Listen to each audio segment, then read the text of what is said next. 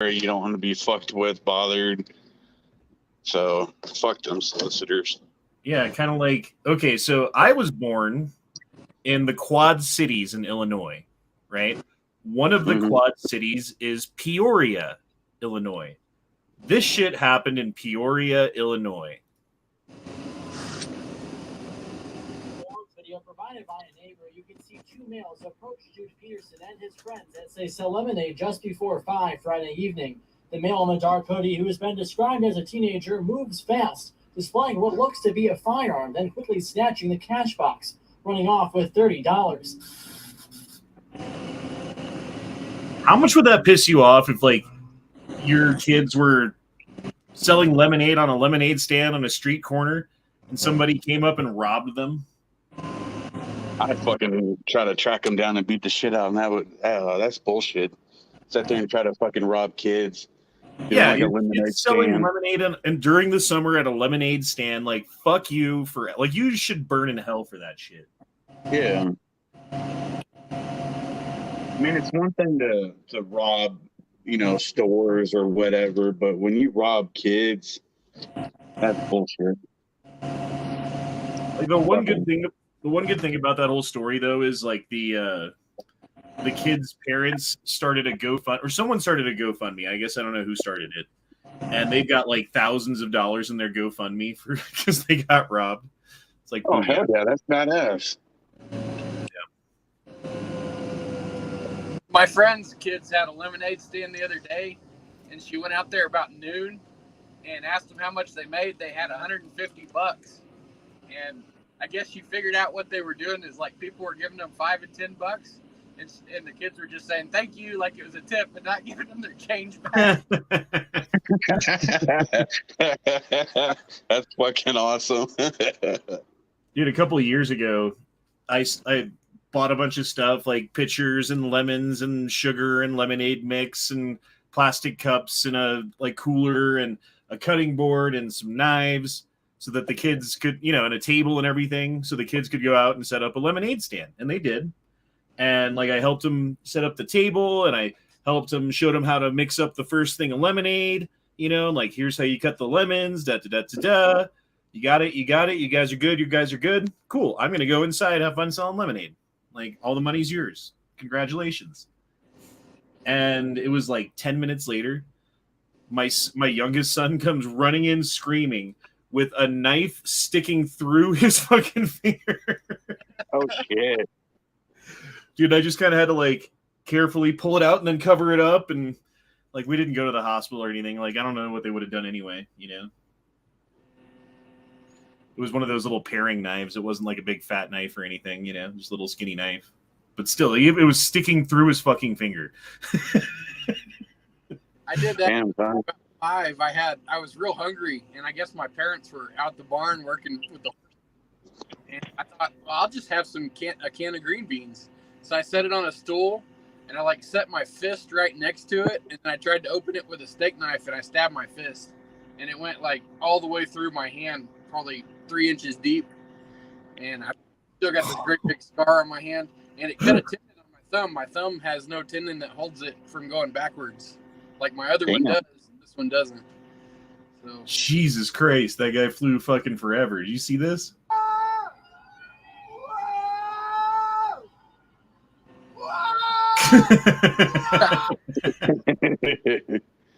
Yeah, years ago, I almost cut my thumb off with a Ginsu knife. Was it a Ginsu 2000? Probably. I don't remember. It was a long fucking time ago. Those are the ones that, like, they're like, oh, I'm going to, like, cut this metal thing in half. And now watch me chop tomatoes. Like, that's the Ginsu knife. I remember that. Yeah. Here, let me cut into this motorcycle tank. Now I'm going to cut onions. We already got 2 super chats. Tom F dropped in $10 and didn't say anything, but is showing support for the show, and I do appreciate that. Thank you, Tom F. That's fucking awesome. And Andrew... I don't think he ever says anything. Yeah. I can't... I'm trying to remember if he has ever said anything with his super chats before. I don't think so. I guess not. Andrew Heckler says, no sweet tea stand? No, we didn't do sweet tea. Although, like, with the whole lemon knife incident, maybe sweet tea would have been a better fucking better idea. Daniel says, you sure are starting the 24-hour stream late. I am not goddamn doing a 24-hour stream today.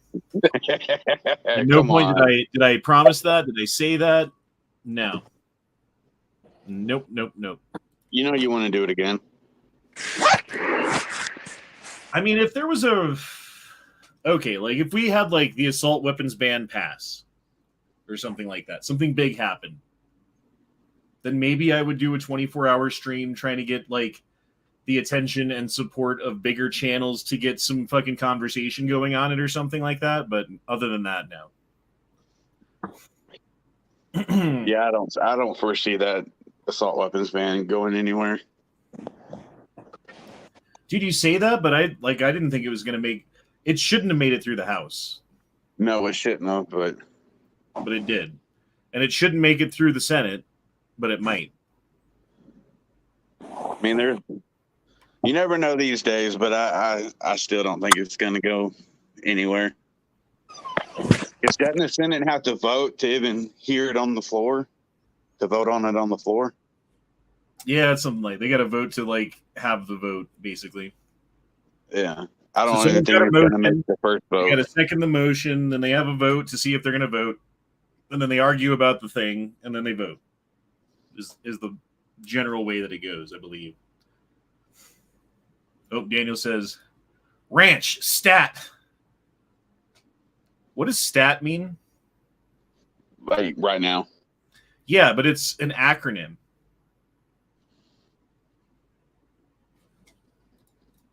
I don't remember. It's been a long time since I've been in medical school. Duke, what does stat mean? Fast. God damn it. Okay, it's not medical definition of stat. Stat, a common medical abbreviation for urgent or rush from the Latin word statum, meaning immediately. There you go. The more you know. The more you know. What's up, Duke? Not much. What's going on? Nothing, man. Dukey, baby. Yo, baby. Sorry I missed the key brother. Earlier. I was doing shit and sleeping all day, so.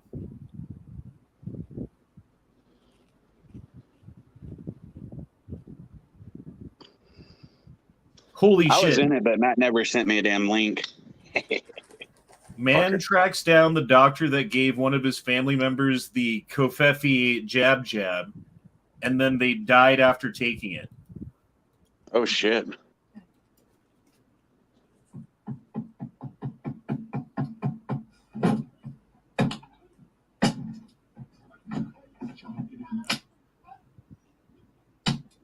That guy's on something.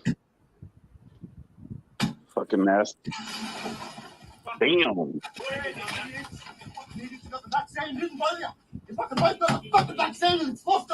Leave me alone. Oh, I was like, what's he grabbing out of the trunk? Shit. I guess all he grabbed was a boomerang. Apparently that's an assault weapon in Australia.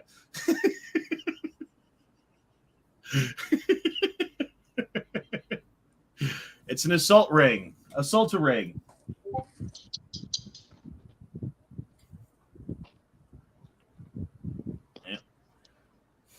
Yeah, man. Fucking work this week kicked my goddamn ass. Definitely feeling my age right now. Sucks, man. I bet. Sucks being people order a bunch of cup of ranches. I don't know, man. I'm just like walking around and being all hot and dealing with bullshit and people fucking treating you like shit, like a fucking, like lesser than, which a lot of people do when they go out and get dinner or whatever. Oh, yeah, definitely. A lot of that shit, dude. And like, it sucks when you you're smarter than the person who's treating you like shit. And you know you probably have more money in the bank because they probably took the bus to get there. You know what I mean? Yeah. Whatever. What are you going to do? Argentinian minister of economy almost lynched by an angry crowd of Buenos Aires. Inflation over 60%, and the Argentinian people are hungry. So, like, they're all pissed at the guy. I was watching this earlier. Not one of them picks up a rock or does any, like, they're just like, oh, I'm going to slap the window. And they're not nearly as angry as that Australian dude, you know, or as strong.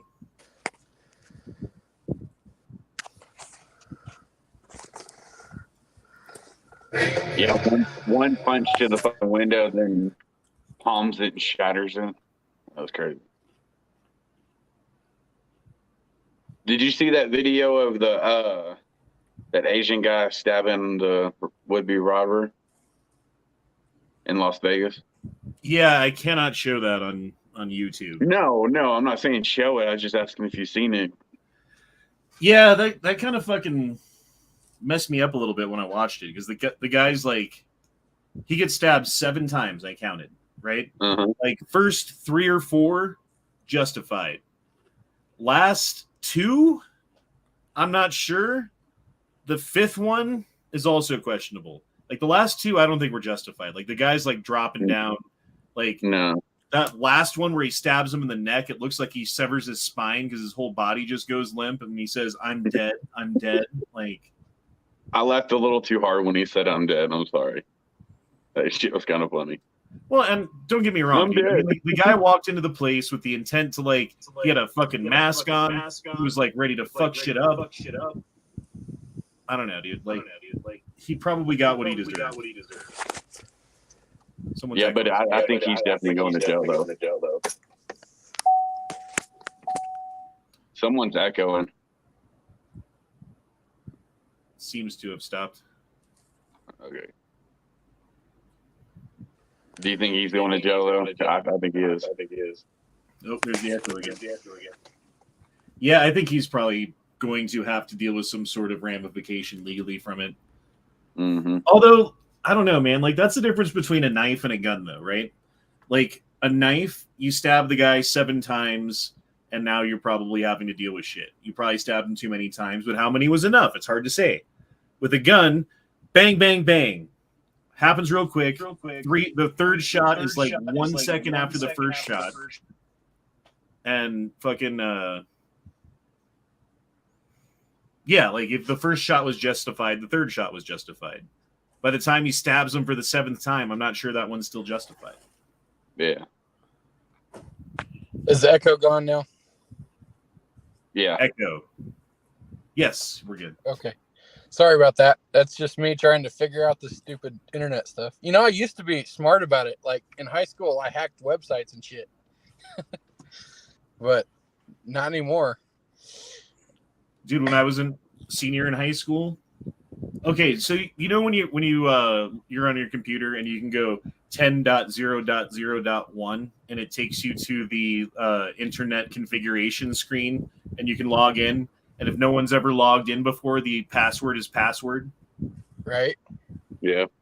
So we did that and set the automatic destination. I forget what it was. It was like something like a duck holding something or so. I don't know. It was just like some weird fucking picture. But then the computers in the entire school couldn't go to anywhere else except for that. And the fucking teacher didn't know how to, like, he didn't know about 10.0.0.1. So he didn't know what to do. They had to call someone in to fix it. Oh, I hacked the Columbia House website and got 12 CDs for a penny.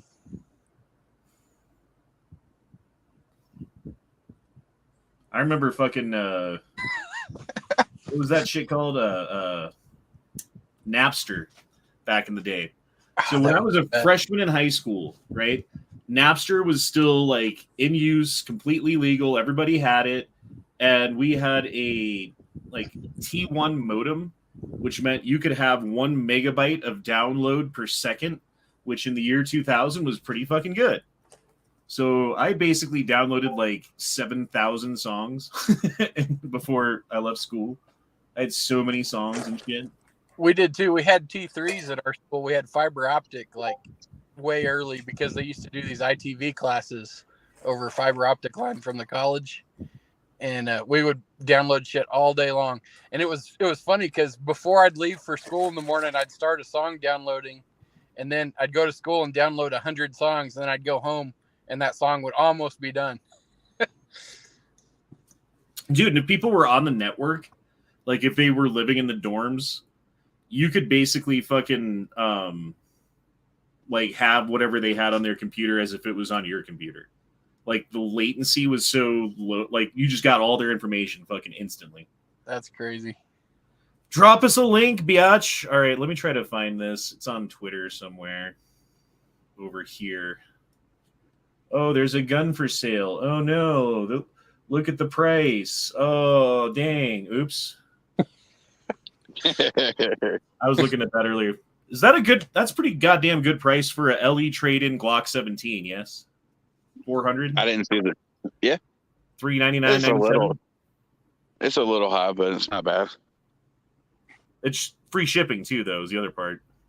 Oh, well, yeah, that's pretty good. All right, that's how I got my Glock 21 Gen 3. It's a LE trade-in.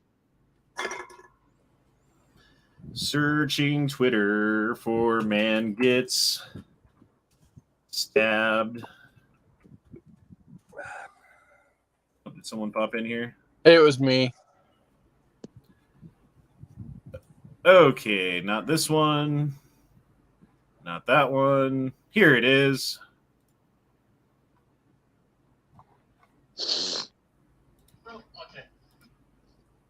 All right, here's the link. I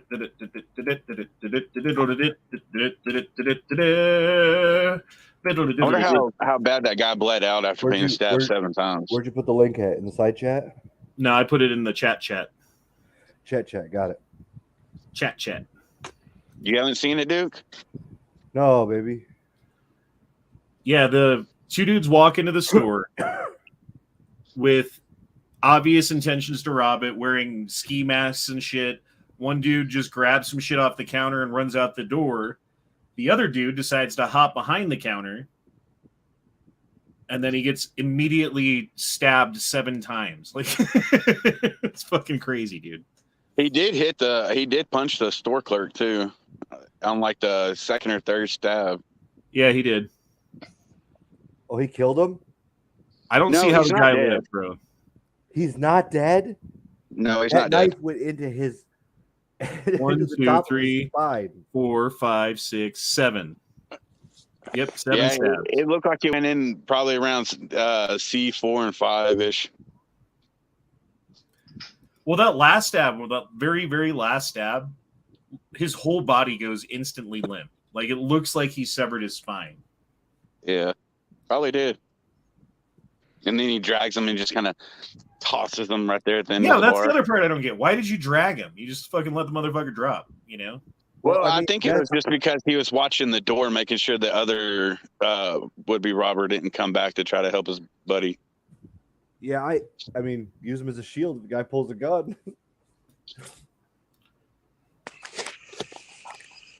That's right. All right, listen to this. This is crazy. See if I got the volume all the way up. Life insurance companies have reported an overwhelming and unexplainable increase in all-cause deaths among 18 to 49-year-olds. Along with that, there's also been an increase in certain medical diagnoses, such as miscarriages and Bell's palsy. Here to give us her take on the new data and what she believes could be causing the rise in numbers is emergency medicine and disaster specialist, Dr. Kelly Victory. Dr. Victory, good morning. Great to talk to you as always. Good morning, Jason. Thanks for having me. Okay, we want to make sure that anytime we talk, we want to make sure the information that we have is accurate. So let's start this interview by telling us, I've seen your correspondence here. What is the source of the information that you're about to present? Well, this information became available to me or on my radar last week following a hearing with Senator Ron Johnson, who was looking at sort of what he calls a second opinion on the entire response to the COVID pandemic. The medical data was released by 3 career military physicians who got the information from the military database that collects what we call ICD codes, which are the diagnosis codes. And these physicians had a feeling, they believed based on their own observation, that they were seeing a significant uptick in certain conditions. So they actually went back and called the database from the military on certain conditions over a 5-year period from 2016 through 2020, notably containing 1 year, 2020, of the full-blown pandemic. So they looked at 2016, 17, 18, 19, and 20 at the prevalence of certain conditions, including things like heart attack, blood clots to the lung, miscarriages, those sorts of things. And they compared it to the incidence of those same things in the calendar year 2021 and saw an alarming increase in certain things. For example, they saw a 270% increase in myocardial infarction in 2021. 270% increase. There's I think it was a 400% increase in cancer patients. Like in a normal year, it's usually like 35 to 40,000 people get diagnosed with cancer for the first time. And then there's like a certain number of those that die, and then a certain number of them that get it a second time. They don't count the second time. You know what I mean? Just the first time you got cancer, you get on that list, right? 2021, 120,000 people. Do you know what a myocardial infarction is? Heart swelling? No, that's myocarditis. Myocardial infarction is a fancy way of saying a heart attack. It's where part of the heart dies. So part of your fucking heart had a blood clot that blocked off blood to part of it, that then got oxygen starved and died. So now there's part of your heart muscle that's just flopping around. It's just there, yeah. It's just a fancy way of saying a heart attack. Jesus, dude. I don't know, man. I think, without saying specifics, this whole thing is going to go down in history. Like, how many people did the Nazis kill in concentration camps? 6 million, supposedly, approximately, right? 6 Jews. Okay, so it was 6 million Jews. So it was more than that. It was like 8 million. Yeah, say. I think so. So 8 million people. People hate them to today, rightfully so. I'm not saying you shouldn't, but like to this very day, the name Nazi is associated with death camps and murder and like all of these negative things, right? How many people do you think are going to die from the thing going on right now that I can't say? Hard to say. It's gonna be millions. Well, let's say it's 1%, even just 1%. If you get 600 or 800 million people to take it, that means you've got 8 million dead people. If you get billions of people to take it, you get tens of millions of dead people. And I don't think they're tracking it. Like, I don't think they're willfully not looking at it, I think that, someone comes in with myocarditis or whatever, they're just like, oh, another heart attack. That sucks. And they don't really fucking put the 2 and 2 together, But I know myocarditis is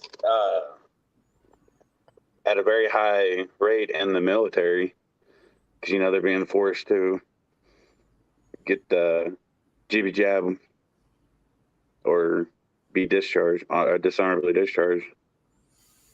They're still fighting that, I thought. Aren't there like pending court cases going on with like members of the military suing because, They didn't want to take the jibbity jab. That's what I heard, but I don't know. I haven't heard anything else really about it. Well, and the court system's so goddamn slow, though, is the problem. So by the time like it gets resolved in court, it's usually like a year or two or even more later. That so like the damage is already done. You already lost your job. You already got the thing, whatever it is. Mm-hmm. You've been working as a waiter for the past 2 years. People looking down on you. Daniel says, sad the left is like 100% vaccinated. Yeah, dude, if you're on the left, like that's like a prerequisite.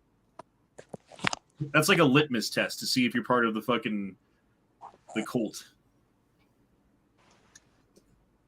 Mm-hmm. Anywho. Oh, I thought this was cool, dude. Check this out. This is the footage. Behind the scenes original developmental footage of the Mortal Kombat 1992 release.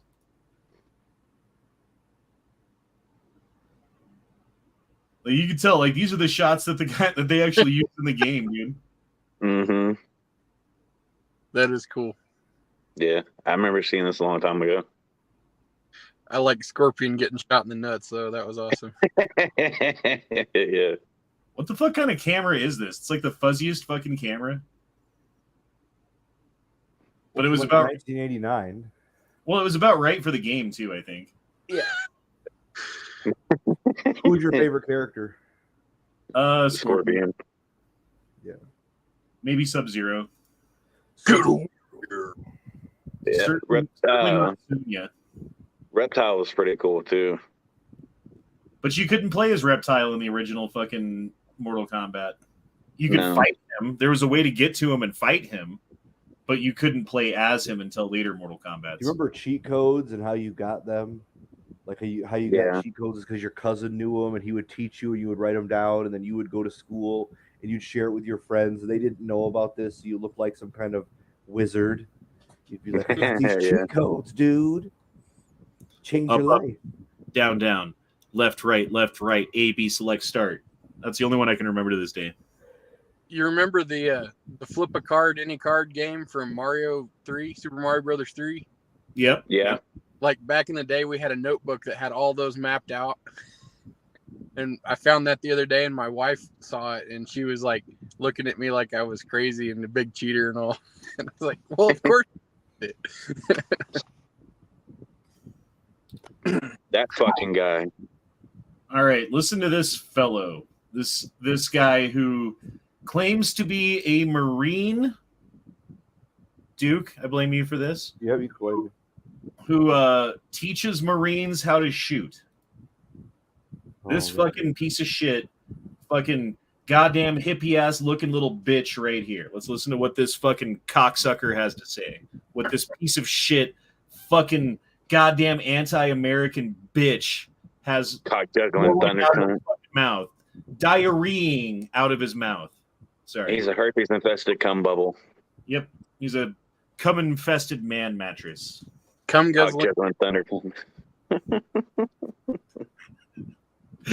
All right, let's listen to what this war has to say.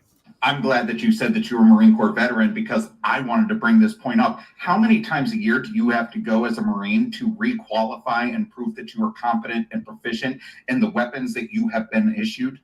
I'll answer that for you as a former rifle pistol coach in the Marine Corps. You have to go annually. And how long does that take? 2 weeks, right? You have a week of grass week and then a week of live fire. Isn't that right? So in the Marine Corps, you have to go for 2 weeks out of your life and prove to the Marine Corps that you are still proficient in the weapons that have been issued to you. Now let's take it a step further. Let's say you're a private through a sergeant that's living in the barracks in the Marine Corps. Are you allowed to store a firearm in your barracks room? The answer is no, you are not. If you privately own a weapon, you have to go and register that weapon with the Provost Marshal's office, and then they issue a receipt to you saying where your weapon will be stored and kept safe for you. Why is it that the United States Marine Corps, the finest fighting force on the planet, is more restrictive in who and where firearms can be stored and possessed than the average 18-year-old in the state of Texas. Anybody got an answer for that? Because the government wants to control everything. And in the Marines, they can. Right. And that's the answer. Because when you sign up to be a Marine or an Army or in the Navy or in whatever, you're signing on the dotted line that says, if you tell me to do something, I do it. That's the deal, right? They tell you to go to this base and stay there for the next year. Looks like I'm living at the base for the next year. You know what I mean? You become government property. That's it right there. That's the difference. And as far as the 2 weeks of training and qualification for the finest fighting military force in the world, I think that's acceptable. Like, you should have the people who were like going to be on the front lines fighting against foreign enemies, doing shit, well practiced at their weapons. They should know where they hit. They should know how to shoot. They should know how to clear a jam and do all the things. You know what I mean? And I don't have a problem with that. If you require every citizen who owns a gun to do the same thing, that is a hurdle that you put in front of an American citizen between him and his rights. That's why it's not okay.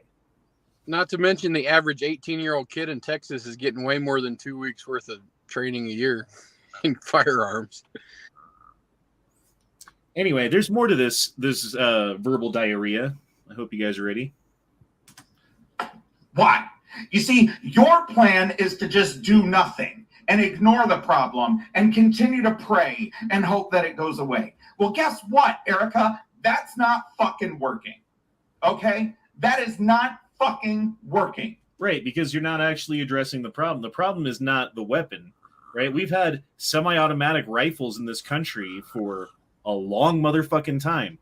The propensity for an 18-year-old to bring one of those weapons into a school and do as much damage as he can is a relatively new development. I mean, the first one was what?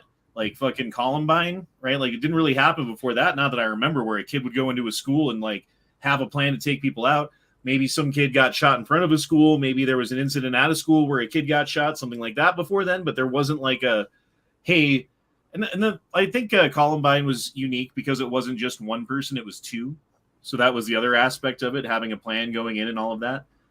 But what did that do to the American psyche, to these kids who grow up with terrible home lives, with all kinds of fucking problems, and they look to Columbine or they look to Sandy Hook or whatever and see all the notoriety that these kids are getting for these things that they did.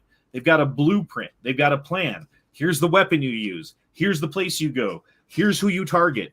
That's how you get the attention, right? And all of these kids, at least most of them, I think, are probably just copycat killers that would have just as easily been a fucking like Boston Strangler copycat killer back in the day, which is exactly why the fucking media doesn't talk about that shit anymore, right? Like, you're not actually addressing any of the problems whatsoever, and not one of the problems has anything to do with the gun itself. Let's look at the Second Amendment for a second, all right? The Second Amendment says a well-regulated militia. If you believe that the Second Amendment applies to all citizens, and all citizens are supposed to be that militia. It does, and they are. What do you think well-regulated mean? Well-regulated. Proper working order. According to the vernacular at the time that it was written, well-regulated means having good equipment that's in good working order. Having ammunition, making sure your sights work, making sure that your gun works, making sure that your powder's dry.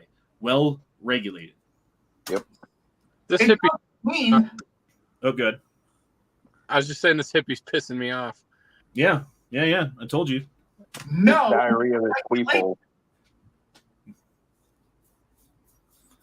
I don't know. I just like, see, dude, here's part of the problem with the internet. You get these people who are like, speaking into a camera with absolutely no like pushback on their ideas whatsoever. They can say whatever they want. And then when the person goes to their TikTok video and says like, hey man, actually you're wrong about this, then they get blocked and you don't hear the fucking alternative point of view anyway. You know what I mean? It's part of the problem with the internet right there.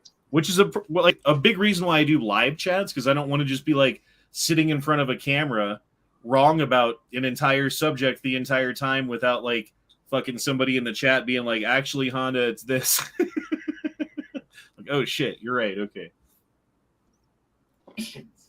Jesus Christ, why is this so fucking hard to understand? Doing nothing makes it easier for children to get slaughtered in their schools. Fuck all the way off. No, that would be coward fucking cops that don't want to do their job. Doesn't this guy look like he watches our chats though? Like he's got Wolverine, he's got fucking Yoda, Daredevil, the Hulk, like a fucking original goddamn fucking Star Wars poster framed. Is that Yankee's brother? It's his brother cousin. I don't know who it is, but he's got a lot of sand in his vagina. Yeah, he was very sandy. Very, very sandy vagina. And that goes again, and we've talked about this before. There is kind of an elitism that comes out of the military when it comes to the possession of firearms. Not always, but when you are stationed overseas and everybody that you see who's not in your military and has a gun is a bad guy, and you come back home to America and you're like, oh, there's people with guns here. Those are bad guys too. Hey, you know what? I'll join the police force or whatever, and then treat these bad guys with guns like the bad guys that they are with my military training that I use to kick down doors in Fallujah. Fucked up, dude, isn't it? Yep. All right, I've become a fan of Alex Stein. He is my favorite. So here's Alex Stein trolling Vice reporter Tess Owen at CPAC. This is great, dude. This makes me happy. Oh, before I do that, Raw Feeding dropped in $2. Said, "What's up, bros? Sup, brother? Watch this video. It's fucking great." So this is the Vice reporter. You can tell the only one in a mask here. So how are you doing?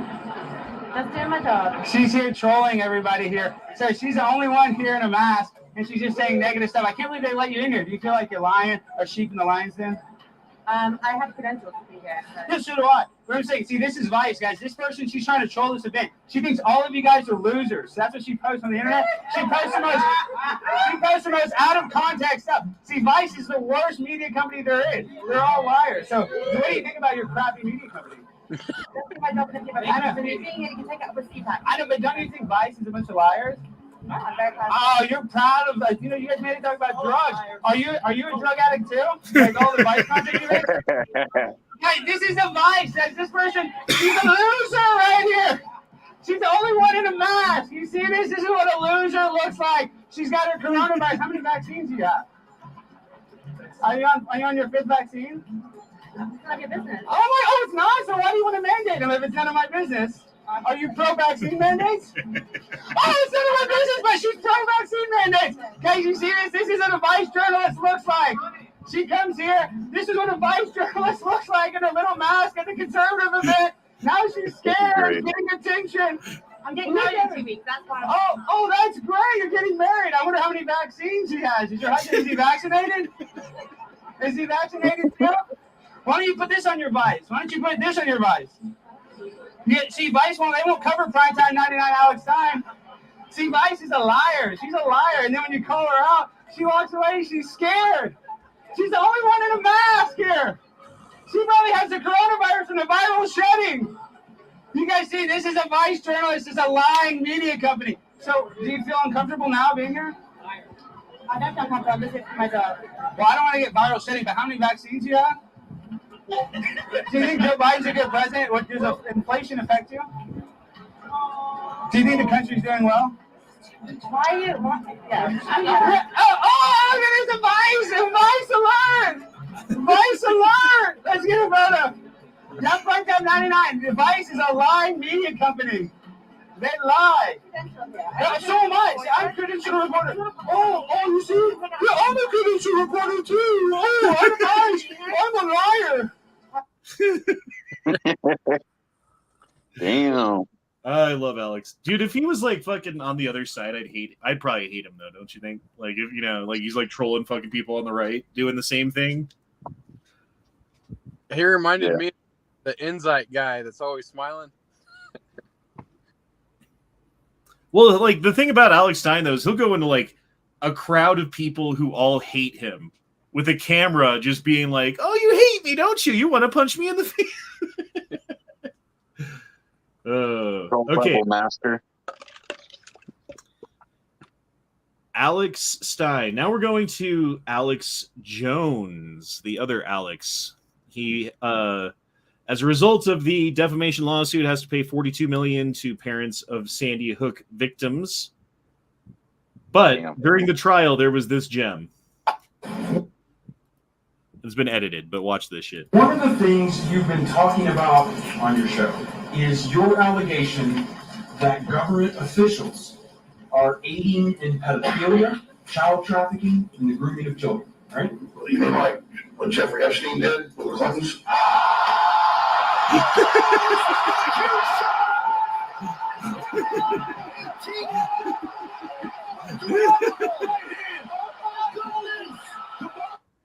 Is it just me, or does this judge look like she has an Adam's apple? I don't know. That's the most looking chick judge I've ever. Oh, she's a fucking fire demon, dude. She's a fucking like raging cunt bag bitch. She looks like it. She is like the worst version of like you would never want to be in her court in front of her being charged with anything because she'll just rake you over the coals and like laugh every step of the way because it hurts. Like she's like the equivalent of a Nazi fucking prison guard who likes to like fucking torture the prison Jews because it's like, what's that word in German that's like pleasure from someone else's pain? Flirtelschlieden, some shit. I forget what it's called. Yeah, she's a thunder cunt. Thank you, Brian Knight. Daniel drops in $2 and said, if he was on the other side, he wouldn't have facts. That's true. If he was on the other side, it wouldn't, it'd be a lot easier to refute his bullshit. And he wouldn't have his Alex Stein again. Yeah, there's a part where you guys know who Owen Schroyer is? Yeah. He's like the InfoWars guy. Yeah, exactly. He was on the. Didn't he get arrested on for the being at the Capitol? Yes, he did. Over some bullshit that a lot of people on the left are like blah, blah, blah, blah, blah, without even knowing the facts about it. Yes, again, because again, dude, what the left does is they read the headline and think they know the thing, but the headline is often misleading and missing context, doesn't have all the information, and is easily refuted if you know it. Right? Like it's ridiculous. But anyway, she was sitting next to him, this judge, and her shoulders were like twice as wide as fucking Owen Schroyer's. I thought it was hilarious. Owen the Cuck Destroyer, says the smoke.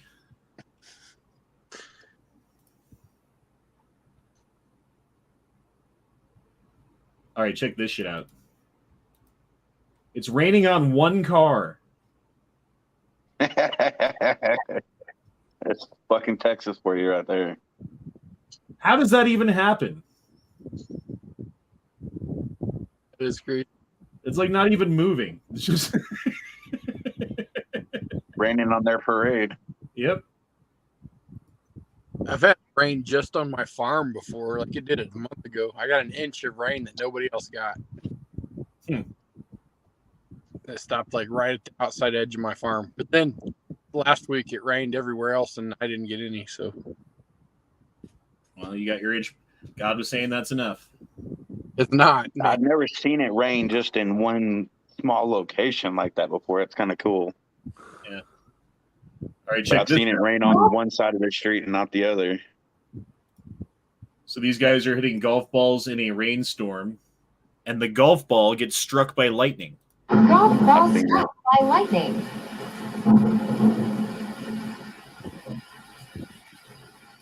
Golf ball struck by lightning. Isn't that insane, dude? What are the chances of that?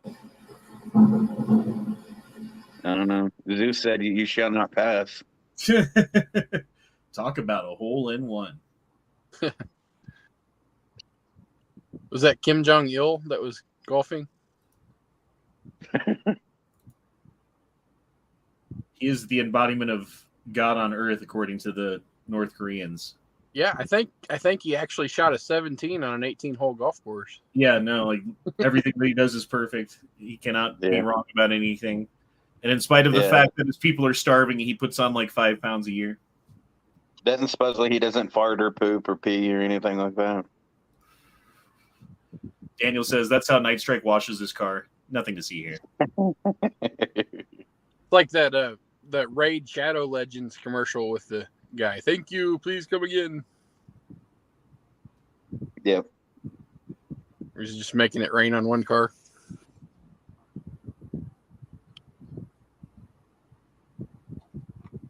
Yep.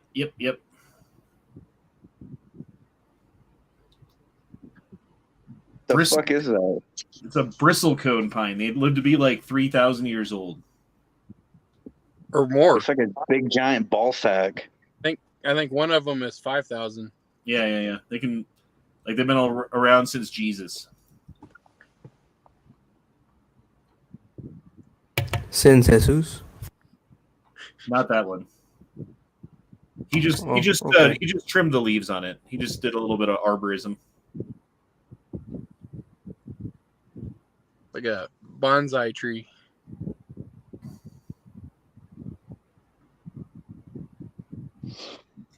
All right, let's see what the attorney who just won the lawsuit against Alex Jones has to say. I haven't actually seen this before. And none of us do. We don't know. I can explain it this way.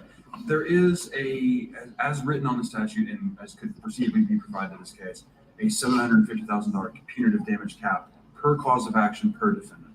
Well, there's 3 causes of action, 2 defendants per. Ultimately adds up to there would be a practical cap if the statute is applied to written. It's something like $4.5 million, but we don't think that that's how this is all going to play out. Because like I say, we have a litigible ability to challenge that cap on due process grounds. Much stronger than the claim that's currently going up to the Supreme Court on that MedMal case. We have a default judgment with presumed damages, and the constitutionality of that is super suspect. But the important part of that is we're not going to be spending 2 years going up to the Texas Supreme Court or whatever. Nobody's going to waste their money doing that. We're going to this bankruptcy court.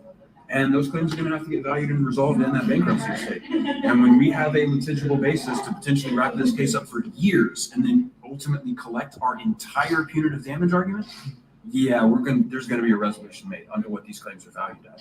And that's also going to have to take into account what the Lafferty claims are valued at, and the Posner claims are valued at, and the Fontaine claims are valued at. And that is why I've been saying that what this is heading towards is there's going to be a large set of plaintiffs who are going to be dividing up the corpse of InfoWars in the bankruptcy estate.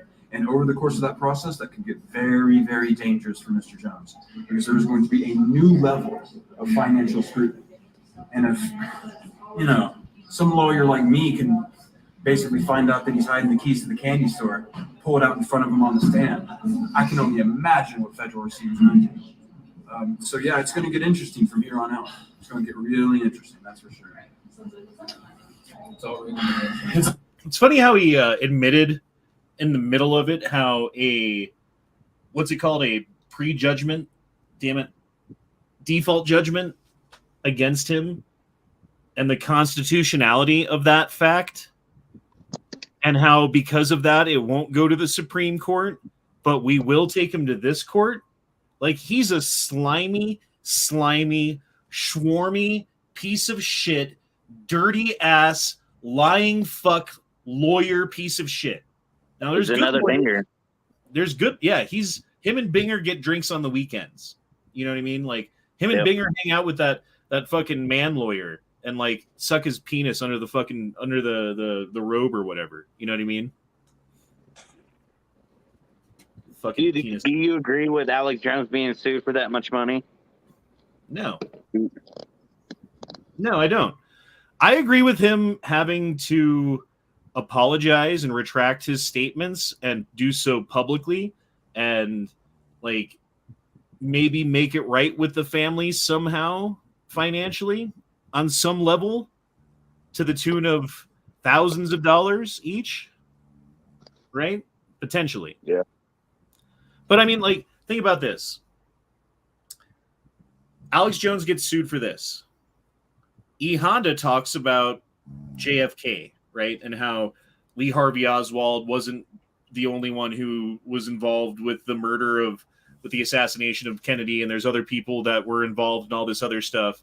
And then the family of Kennedy, based upon this, whatever it is, this fucking court case, can then be like, oh, well, now we're suing E. Honda for every penny that he's got because he talked about our family in a way that's not directly in line with the official narrative of how things went down and what happened. Uh-oh, Dookie boy.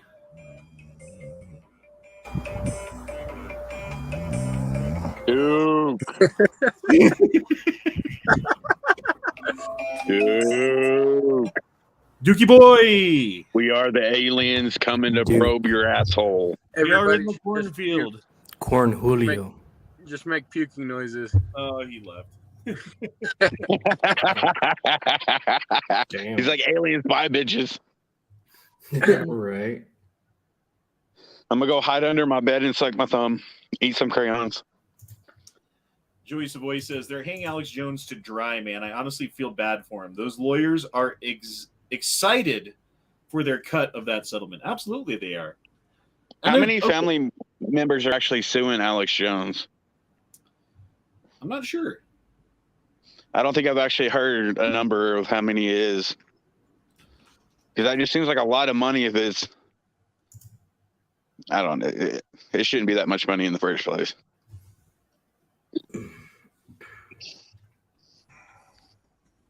Hold on. How many families are suing Alex Jones? Parents of Sandy Hook victims. Well, Alex, Sandy Hook, penalty. I don't know. I almost don't want to click on the New York Times because you're not going to tell me anything, but I'll look. Right. $4 million in compensation damages to the parents of one Sandy Hook victim on Friday. It awarded $45.2 million in punitive damages. Damn. So it was only one family? For those who haven't followed along, the guy who missed out. What happened to the defamation lawsuit? The families of 10 Sandy Hook victims sued Jones in 4 separate lawsuits. The cases never made it to jury. Mr. Jones was found liable by default in all of them because he refused to turn over documents, including financial records ordered by the courts for over 4 years of litigation. Okay, and then here's another point, right? The information that Alex Jones is accused of not providing to the court has nothing, absolutely nothing to do with the case of defamation itself, right?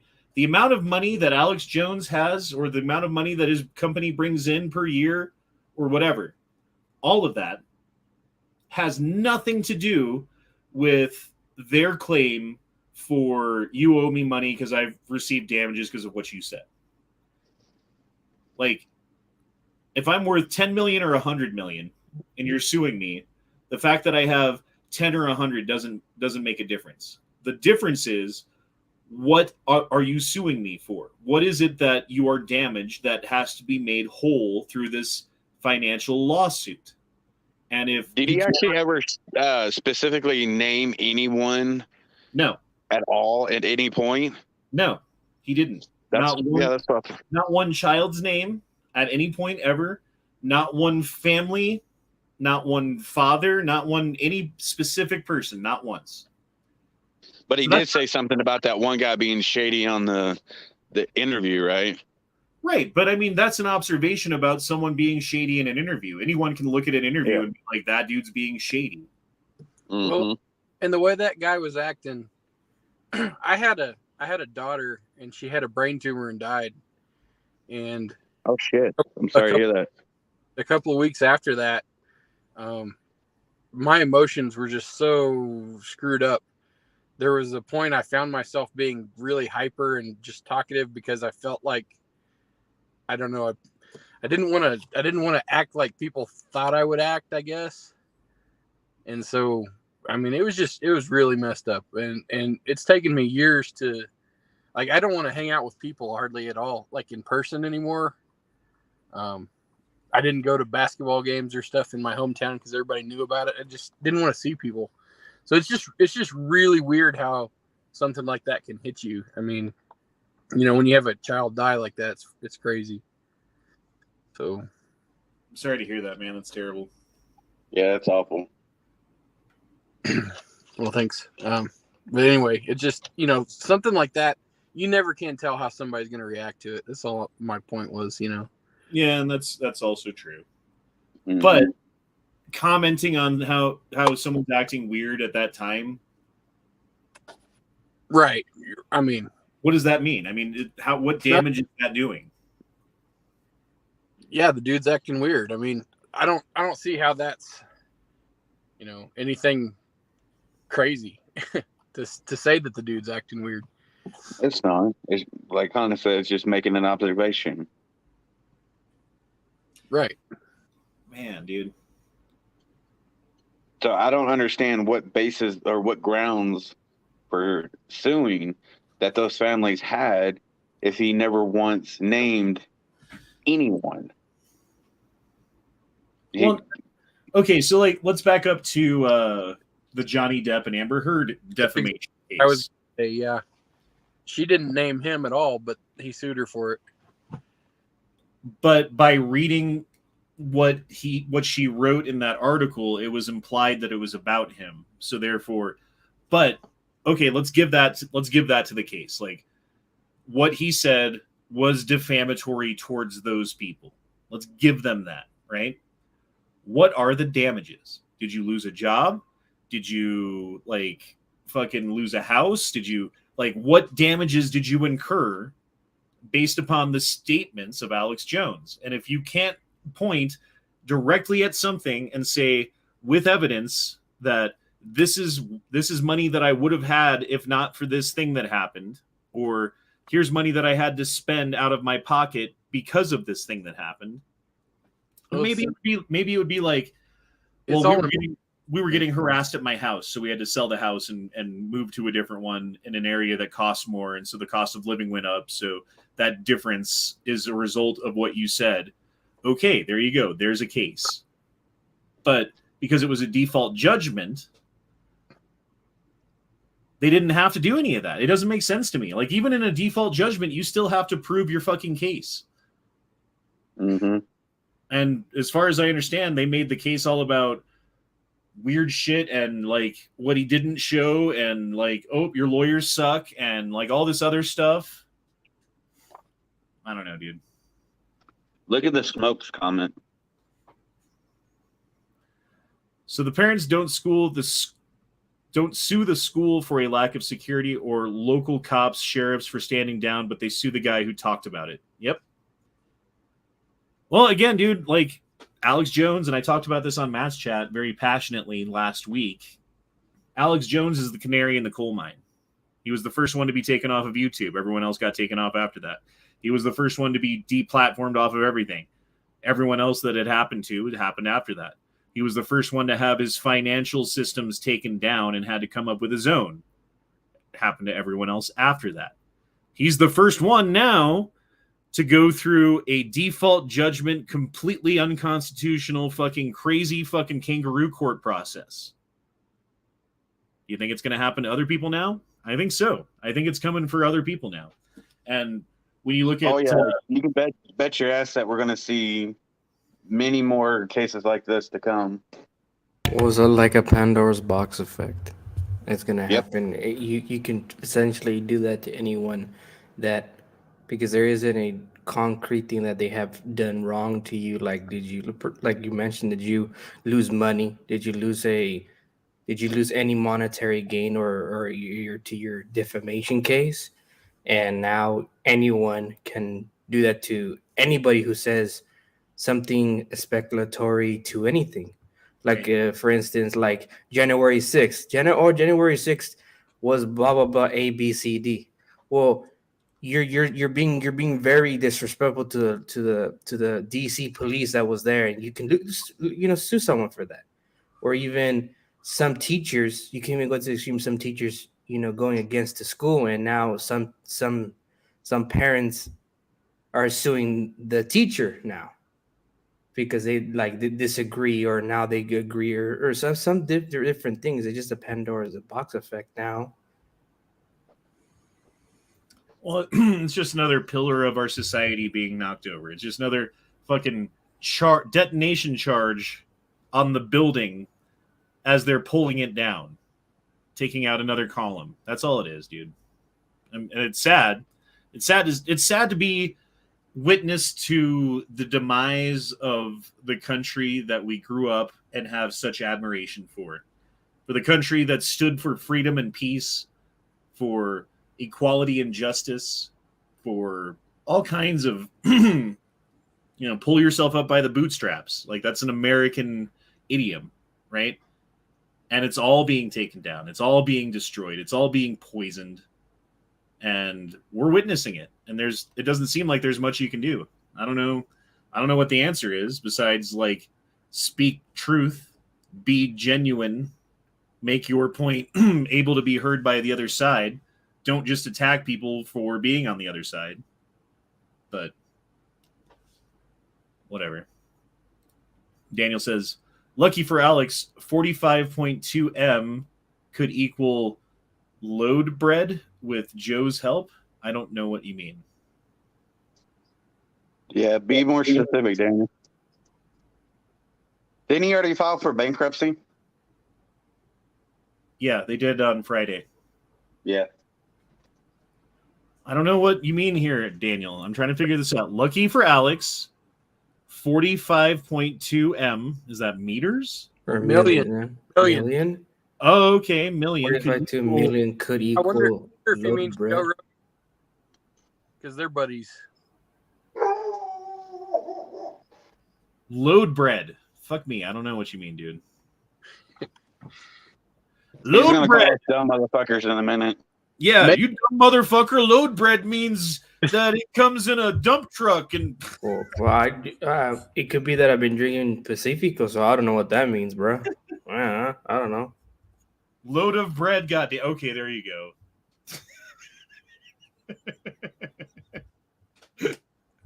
Load bread. Load bread, huh?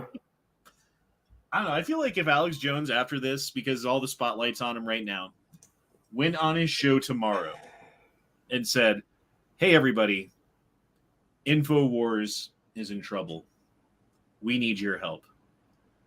Donate money to us so that we can pay off these fuckers and keep on the air. I bet I can see that happen. 1 million people would give $4.50. I can see that happening. Or I'm sorry, it would be $45. If 1 million people gave him $45, boom, paid for, done. I don't know. I might send him some beef jerky and some little frog figurine. Yeah, well, it does help. Every little bit helps. Yeah, man. Sucks, though. Makes me upset. Goes to show you the corruption of our society and the corruption of any fucking branch of government. Doesn't matter if the fucking Supreme Court gave us some judgments lately that seemed to be on our side. And I'm not even sure that they were, right? Like the Supreme Court saying to the American people that, oh, now abortion's up for grabs again. How many people did that rile up on the left? How many of those people are going to vote whereas they probably wouldn't have before? For the government to come up, or for the Supreme Court to come out and say, hey, you can't ban these assault weapons in inner cities. That riles up a lot of people on the left too, right? So you get these two decisions that seem like they're like, oh, isn't that great what they're doing for us? They're really on our side, that Supreme Court. While in reality, I think it was to push people on the left into hyper voting and doing whatever they can, like they did in 2024 or 2022, 2020, whatever it is. Fuck you. Living in the future.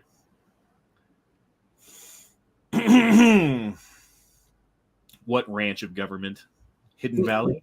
What ranch? Buttermilk. I like avocado ranch myself. Oh, yeah, from Chick-fil-A? Yeah, the Chick-fil-A avocado ranch. Oh, that shit's magical. Cobb salad, extra chicken. No, I'm fat. I get the spicy chicken sandwich and drench that shit on there. I like Russian dressing. Russian dressing's weird. I never tried Russian dressing. Or the other, like the French dressing, that red shit, that one's weird too.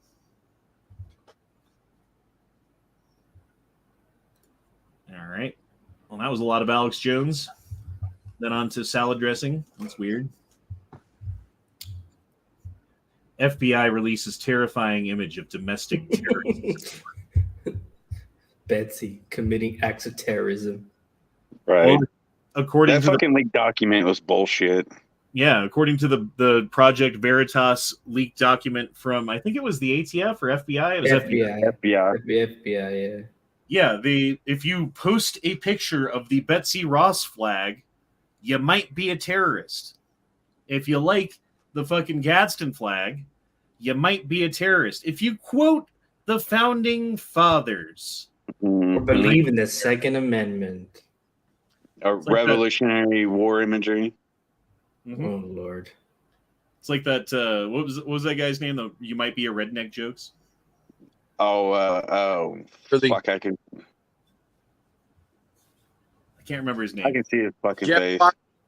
Yeah, Foxworthy. Yeah, Jeff Foxworthy. That's it. Thank you. Someone needs to dress up like Jeff Foxworthy and say all those jokes. But about guns.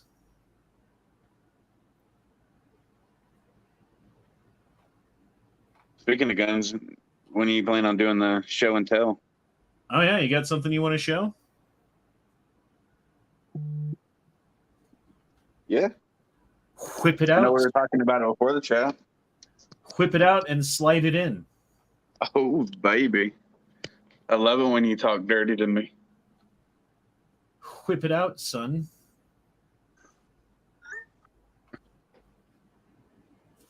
Here, while you're thinking, I got an AK right here. Don't show me AKs right now. I'm currently drinking. You might buy a couple, huh? A couple, huh? That's a nice AK. I don't like the black furniture too much, but well, it didn't come like that. I made it like you that. You made a whole entire. You Honda-fied it. You made an entire Mexican people very happy by showing that AK.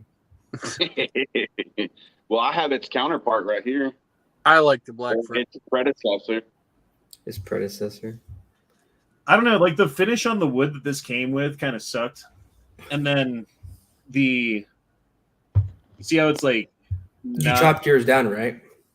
Well, I filed it down to make it fit me better so that I could get a good cheek weld on it and actually see the sights. Because how it came originally, it'd be like looking over. And it hurt because every time you shot it, you get punched in the fucking cheek with an AK. I bet that felt nice. I've got a 7mm rim mag ultralight. Well then, someone got an SKS. Who doesn't love a good old Russian SKS? Ooh, with a blade. That's nice. Ooh.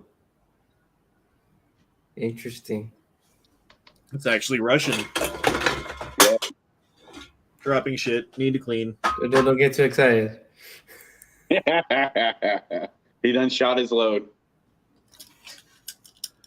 That looks really nice, Corey. Do what? That looks really nice. I appreciate it. I like it. It was I inherited it from my grandfather when he passed away. Oh. So this is one that I'll never sell, no matter if it goes to 10 grand a fucking rifle. I'll never get rid of it. Nice. And that stays in the family, my friend. Yep. Kind of like this one, but this is shitty Chinese SKS. Chinesium, made from the finest. But it's still nice, dude. You know. I like the wood. Yeah, that took some work to get it like that. It was so fucking soaked with cosmoline when I got it that it looked black. Like the whole gun was black. So how many beans are those running? I think I got mine for like 400 beans. Okay. But I think they're like 500 beans now. Okay. And if you go, I think if I have more Pacificos, I'm fucked. And if you go to Fucking- Tulsa, they're like 700 beans for a shitty one. Oh yeah. Eduardo Espinosa says, "Don't slide that in too long." LOL. I just got Dude, to I love a good old BIPOC. This is my purchase that I got in Tulsa. Ooh, very nice. Very nice. I refinished the stock myself because it was in horrible condition. Yeah, it's a bikecock. Yeah, who doesn't love a good old BIPOC? Oh baby.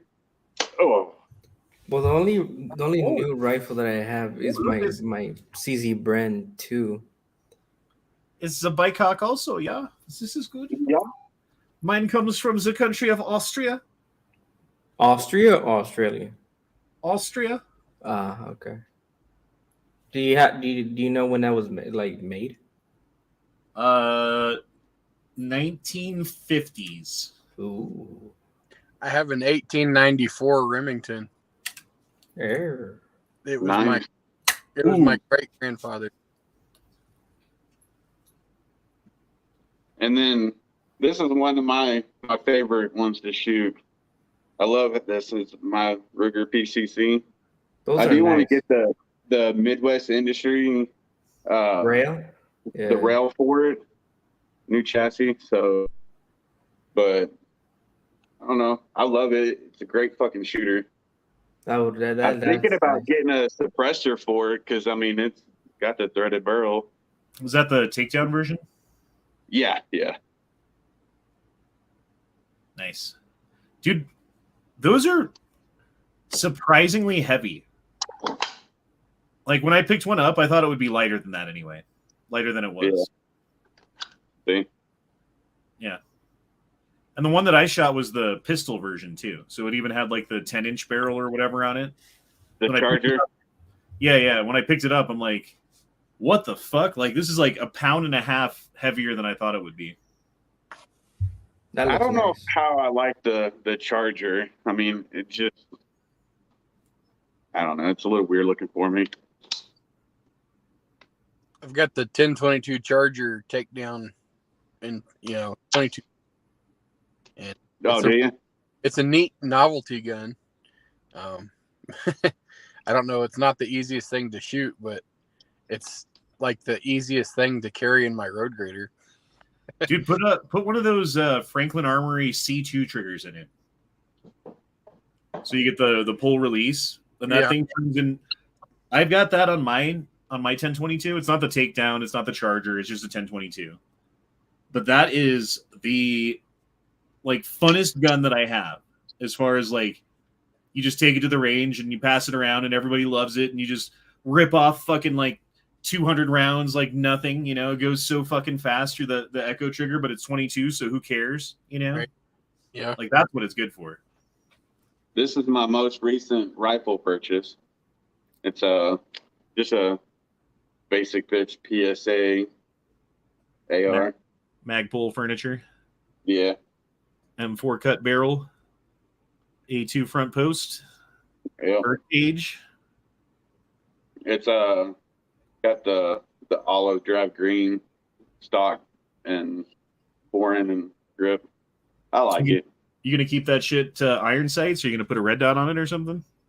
I haven't really decided. I like shooting more iron sights, just because that's how I've always done it all my life. So yeah, that's cool. I prefer red dots, but I also like iron sights. I learned by shooting iron sights, so it's not like I'm not as good. It's just a little bit more precise with a red dot if it's dialed in. I'm on both. I like irons, but I'm also an optic guy. I'm getting into putting optics on my pistols. So I noticed as I get older, it's harder to see both sights and the target at the same time. Like they don't want to all focus at once anymore. It does get a little harder as you get older to do that, I think. Because when I was a kid, dude, we would take BB guns in the backyard and birds would fly over me and I would snipe them out of the air with a BB gun. Yeah. With iron sights, just pop, pop, pop, Super bad. What sign do you see behind me that says beer room?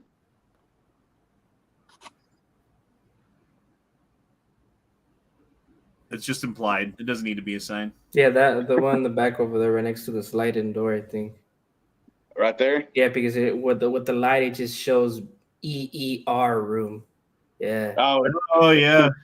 Yeah, it just says EER room. Powder room. Oh, okay. well, for this specific chat, it was the beer room. Yep. It'll be forever known as the beer room. Yeah, for this chat, it's gonna be the beer room. It's actually. Raw Feeding dropped in $5. It says, my wife keeps an old BB gun in my gun cabinet for sentimental reasons, and it's covered in rust. Will it infect my other guns? No. That's not the way rust works. I don't think you can sprinkle rust on metal and then have it like spread to the metal. Gunpowder room. There you go, Andrew. Like, something made that gun rusty, right?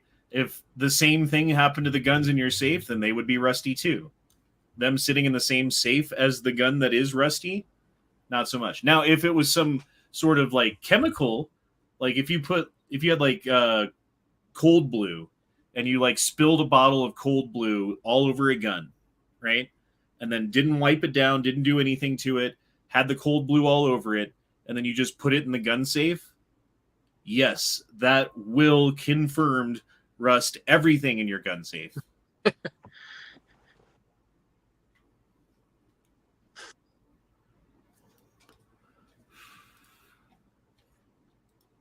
All right, what else we got here? I've got I got this little guy handy.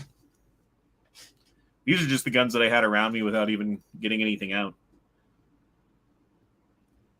But I carry this almost every day, dude. Almost every day, pretty much everywhere I go. Nice little 38 special 5-shot 1 3/4-inch barrel snub nose revolver. I think that would be a little too small for me. I got pretty good sized hands. I mean, my pinky is not even on the gun. I've just got like 2 fingers and my thumb. But yeah, I mean, it looks like my. If you practice with it, it's fine. I might be able to get my ring finger on that if I was to hold it. What do you have, like fucking elephant hands? Elephant man hands? Well, I typically wear a size 3X glove. I typically wear a XL, I guess. Does that mean you have large penis too? Maybe. Once you find out, boy. I guess I could have while we were in Tulsa. I just never got around to it. Mm-hmm. No, you were too busy squirming on the ground. Yeah, try to penetrate you. That only happened once. So you guys know what to eat to have a 12-inch penis, right? Go on. Well, I eat bacon, but I was just wondering what you guys eat. Jalapenos. There you go. On a steak? Because I'm Mexican. Mm-hmm. Jalapeno on the stick? Mm-hmm. Everything on a stick? Mm-hmm. Yes. Beaner with a big wiener. Mm-hmm. What is this? Your community relations team was on site today at Amigo de Mexico's back to school event. Free resources and lots of fun with the 5-0 gaming trailer.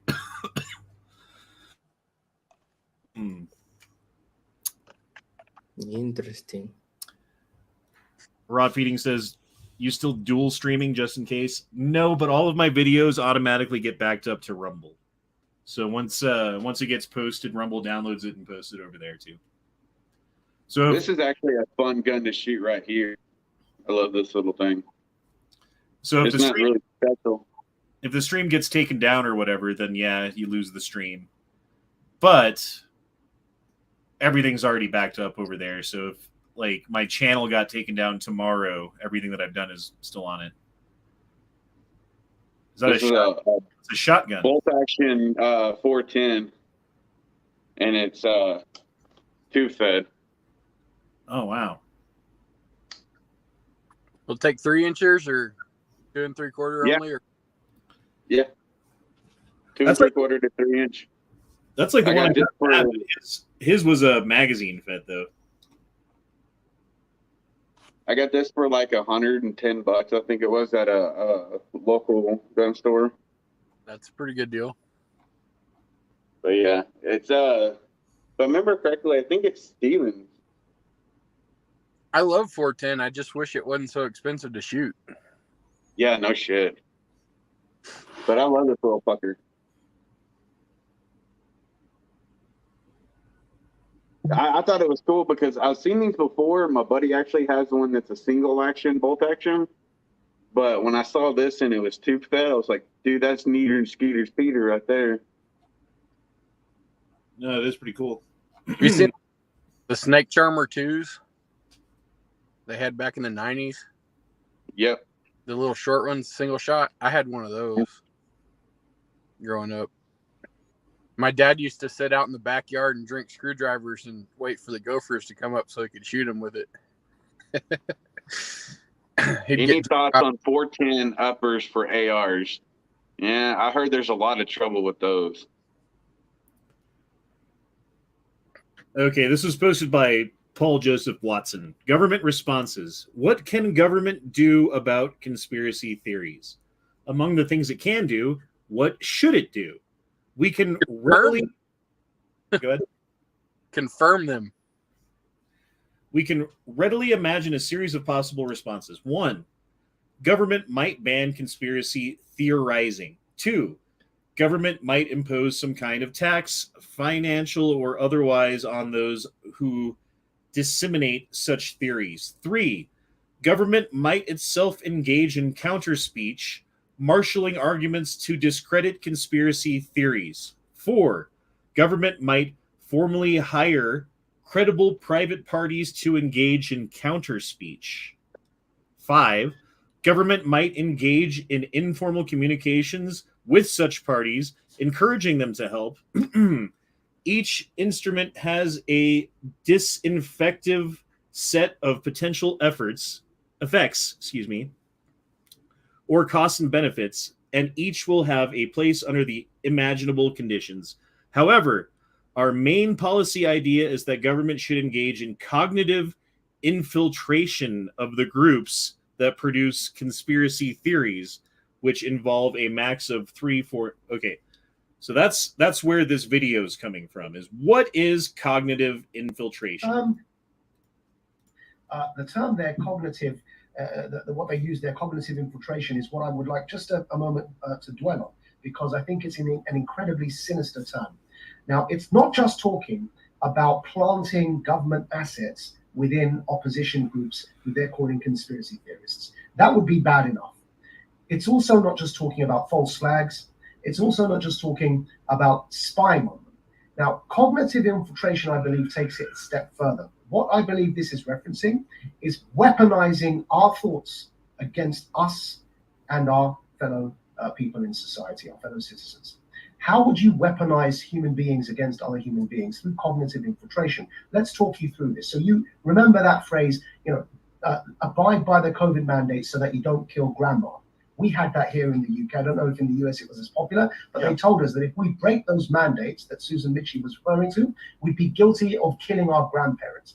Now, if you can use the media, corporatist media, to spread propaganda, because that's the right word for it, that convinces the populace that by breaking these mandates, they're going to kill their loved ones, what you succeed in doing is turning them into weapons of enforcement. They will willingly, without the need for a policeman to help them do so, snitch on their neighbors. They will willingly use physical force if they need to stop you killing your grandma, their grandma.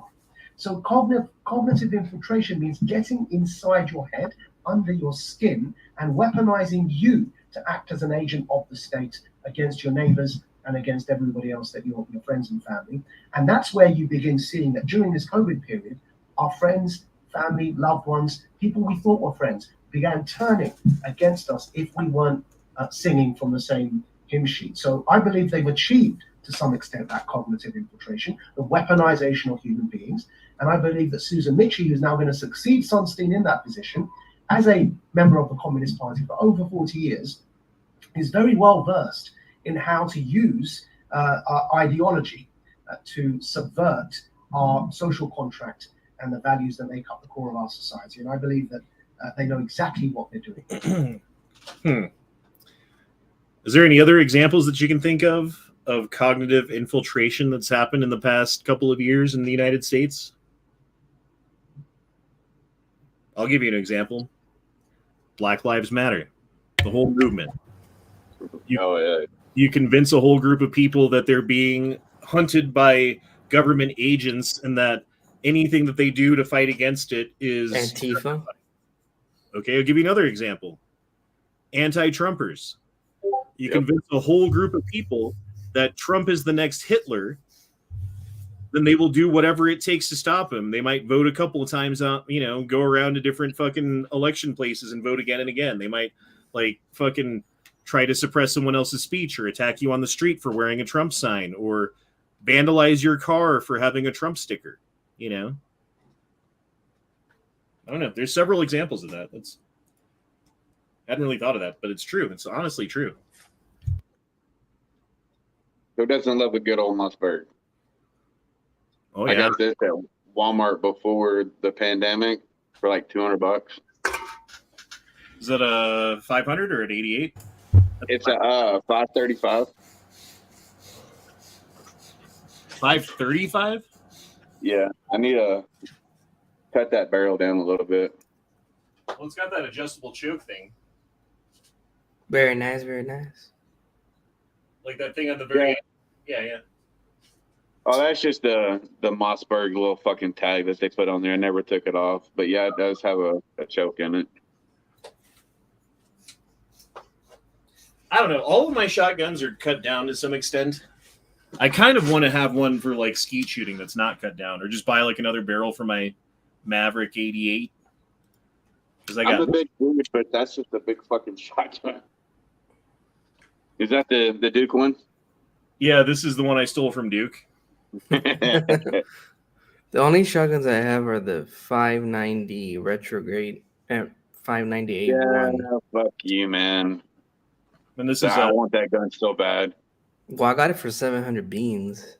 I know. I remember you talking about it the other day. I was like, that's fucking a hell of a deal for that. Yeah. Well, I got it I think before, a year before the pandemic, and then I bought a Beretta 1301. I do like my shotguns though. I've got 3 of them. Oh yeah, I got that 410. I've got that bicock. I got this shotgun, and I got one more. All of mine are 12 gauge. I don't have anything in anything else other than 12.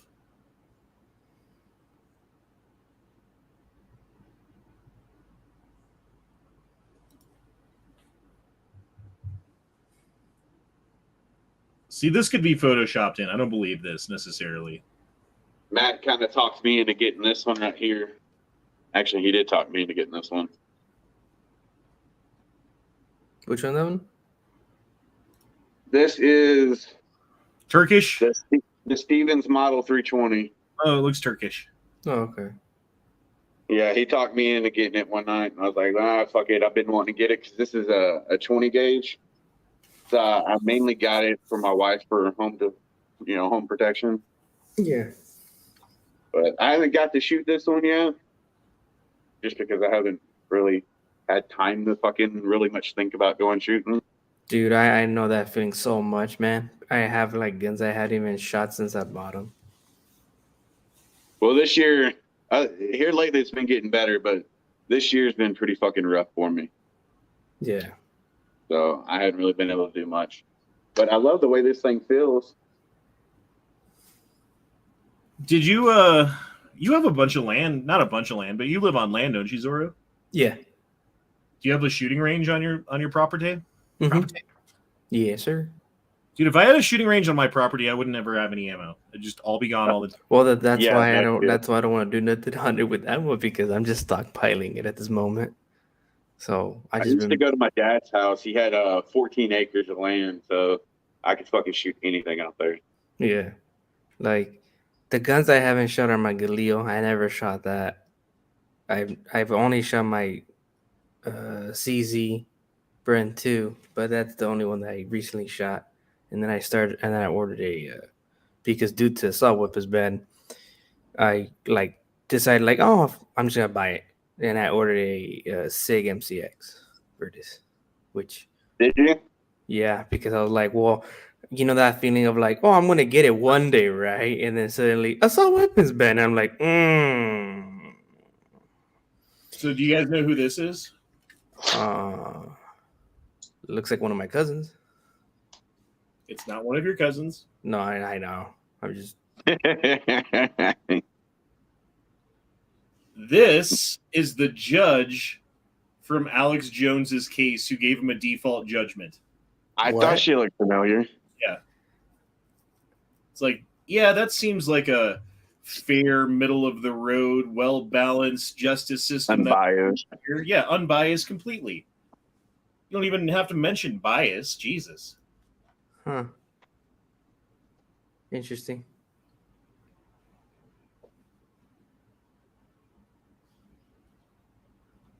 What is this? Well, that seems like grounds for an appeal. Honestly, the way it works in Texas is stupid. Their appeal process, like, I don't know, dude. I'd have to look into it again. I heard what they said about the appeal process when it comes to this case, and I'm like, oh, well then he's fucked. But I don't remember exactly how it went. Fucking pink dolphin. Is that real? I don't think they're fake. I've never seen a pink one before. Yeah, it has to do with what they eat. It's the same reason that flamingos are pink, because they eat like a certain kind of shrimp that makes them turn pink. Ah.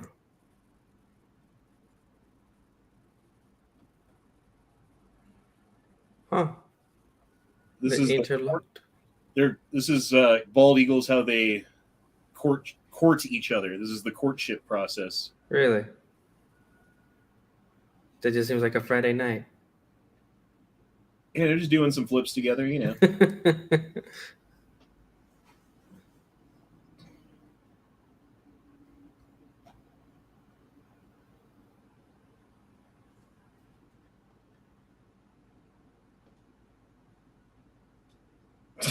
Oh, damn.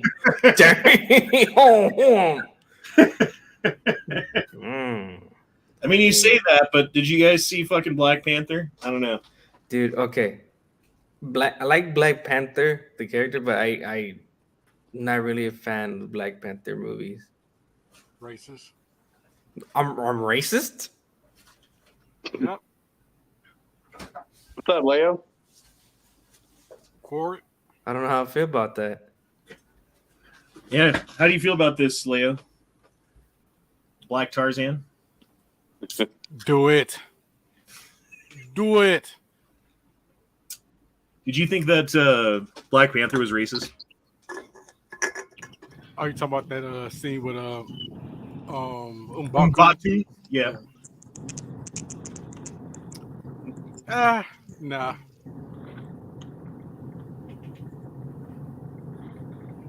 But I'm racist that didn't like Black Panther. Well, yes. Oh, okay. Do you see how this works now? Oh, well, I don't know.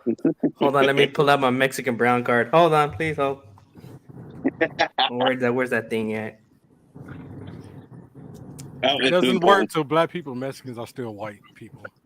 Oh, yep. Are you guys familiar with Young Ripa? Yeah, I know the name. Yeah, that I like to watch his take on a lot of that stuff. He's pretty informative. Dude, is that a still picture from what happened the other day at the White House? Yeah, did that kill 2 people? Yeah, and injure 2 others. Yep. But they deserved it. That's God being like, fuck you, bitches. Smite the almighty smiter. That was Joe Biden's one thought. Damn. Yeah, it was meant for Biden, but Zeus had bad aim that day. He was missing it. Odin was missing an eye that one time. Yeah, Thor was fucking drunk. Skidmark dropped in $5 and said, "For keeping us entertained." Are you not entertained? Have you seen the new Thor movie, Honda? No, I haven't seen it yet. I'm waiting for the website to have a better version of it. So the new Thor movie was like if they took Thor Ragnarok and that True Survivor music video with David Hasselhoff and combined them. Oh, yeah. I mean, overall, it was a decent movie.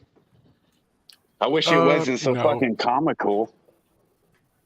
Yeah, somebody just needs to tell Taika Waititi no. Yes, exactly. Every once in a while. If it was a little more like the original Thor, I think it would have been a much better movie. Well, they don't need to make him look like a fucking clown. No. How did Andrew Heckler know that this was pumpkin beer just by like can you tell this is pumpkin beer? He could somehow. The live stream markers at the top blocking you. Yeah, well, it's all good. Raw Feeding says, check Discord messages. I Honda'd my curtains. Oh, God. Oh, Lord. Honda's rubbing off on other fucking people. Figuratively and literally. Oh, look at his fucking bracket. Is that what you're talking about? Because that doesn't quite line up. It's perfect. What is with the fucking color of that wall, man? Jeez. I like the peace sign. Wait, is there like wire hanging off of this thing connected to the top of the curtain thing to hold it in spot? Like baling wire holding it up? Is that what that is? Probably. He needs to have Born to Kill there next to the peace sign. Right. I think Full Metal Jacket. You did Honda your curtains if that's what happened. I can't tell if that's just like I can't tell if that's a cobweb or if that's baling wire. So I have a question. I have a question and an idea. Maybe somebody knows. Do you guys know? You remember how they used to have magazine subscription cards inside the magazines? Yeah. Put "Bill Me Later" on them. Do they still do that? I don't know. I think so. Yeah, they do. I need like all of them for like all kinds of porno mags, gay, straight, whatever. And the guys that confronted me on my road grader, I know their address. I'm gonna fill out just a shit ton of them. You should get like the gayest ones possible, dude. Like the absolute like gayest shit you can possibly get. Absolutely, all of it, not just that. Everything I could find. And then have the name on it be like something funny so that they would know who sent it to them, you know? Yeah, you need to hang a camera kind of close by their mailbox so you can fucking record their reaction when they see all the magazines show up. Remind me, what did the whole thing start off with again? Like, it was something stupid. I remember that. Yeah, my coworker lied. Like, he was trying to get me to grade the road, and I thought he was talking about the feedlot, and I said, fuck them. And he told them that I was talking about them and said, fuck them. Okay, so the name should be "fuck them." So every time that they get the magazine subscription, it's like "fuck them" on it, and then they'll know that it was you. But then you have plausible deniability. You know, like I don't know who fucking did that. Why would I spend my money on that shit? That's stupid. Well, I'd click the "bill me later" part. You know, have it bill them later. Yeah. Well, plus the other thing is like, if it's a bunch of like gay porn that you're sending to them. What are they going to like confront you with the magazine? Like, you sent this to my.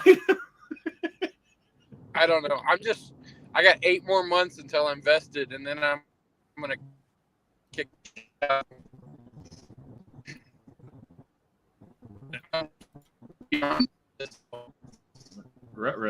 You're robot. Yeah, breaking up real bad, man.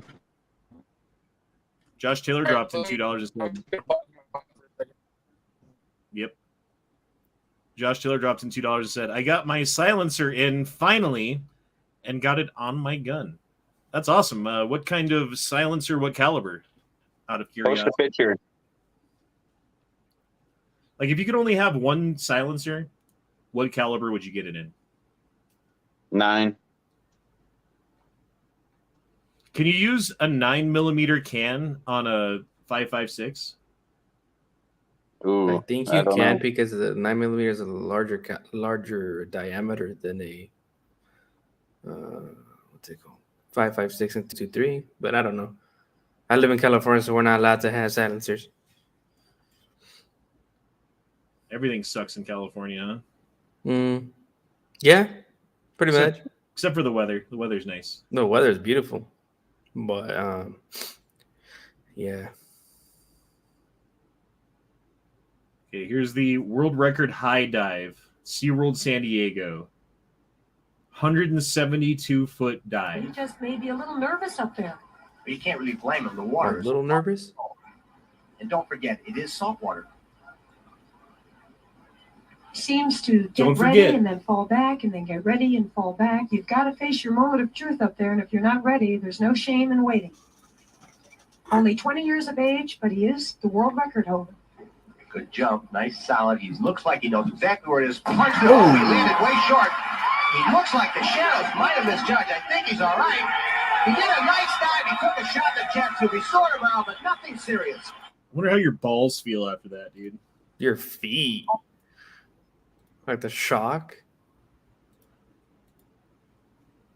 Because look, there's going to be water that shoots up between your legs and is going to hit you right in the nutsack at like Mach 200 9. 200 miles an hour or whatever. Exactly where it is. Punched it. Oh, he landed way short.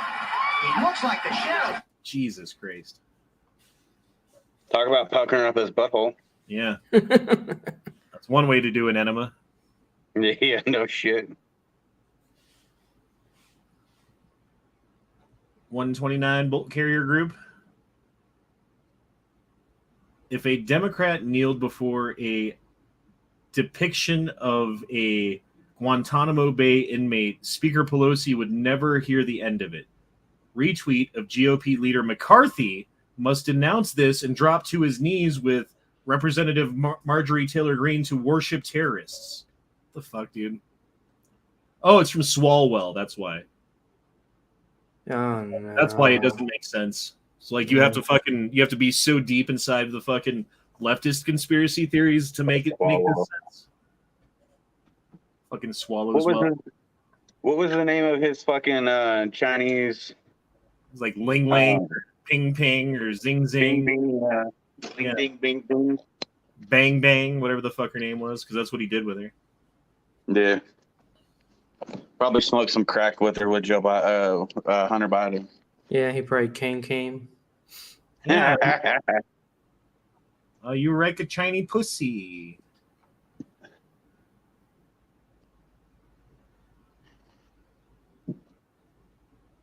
$1,800-year-old intact tub of Roman face cream found in London in a temple complex dedicated to Mars. It was made mostly of animal fat. The fingerprints of its owner can still be seen. Damn. That's cool.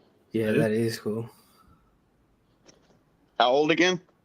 1,800 years. Jesus. Like, Jesus was only dead for 200 years at this point. Ish, give or take. You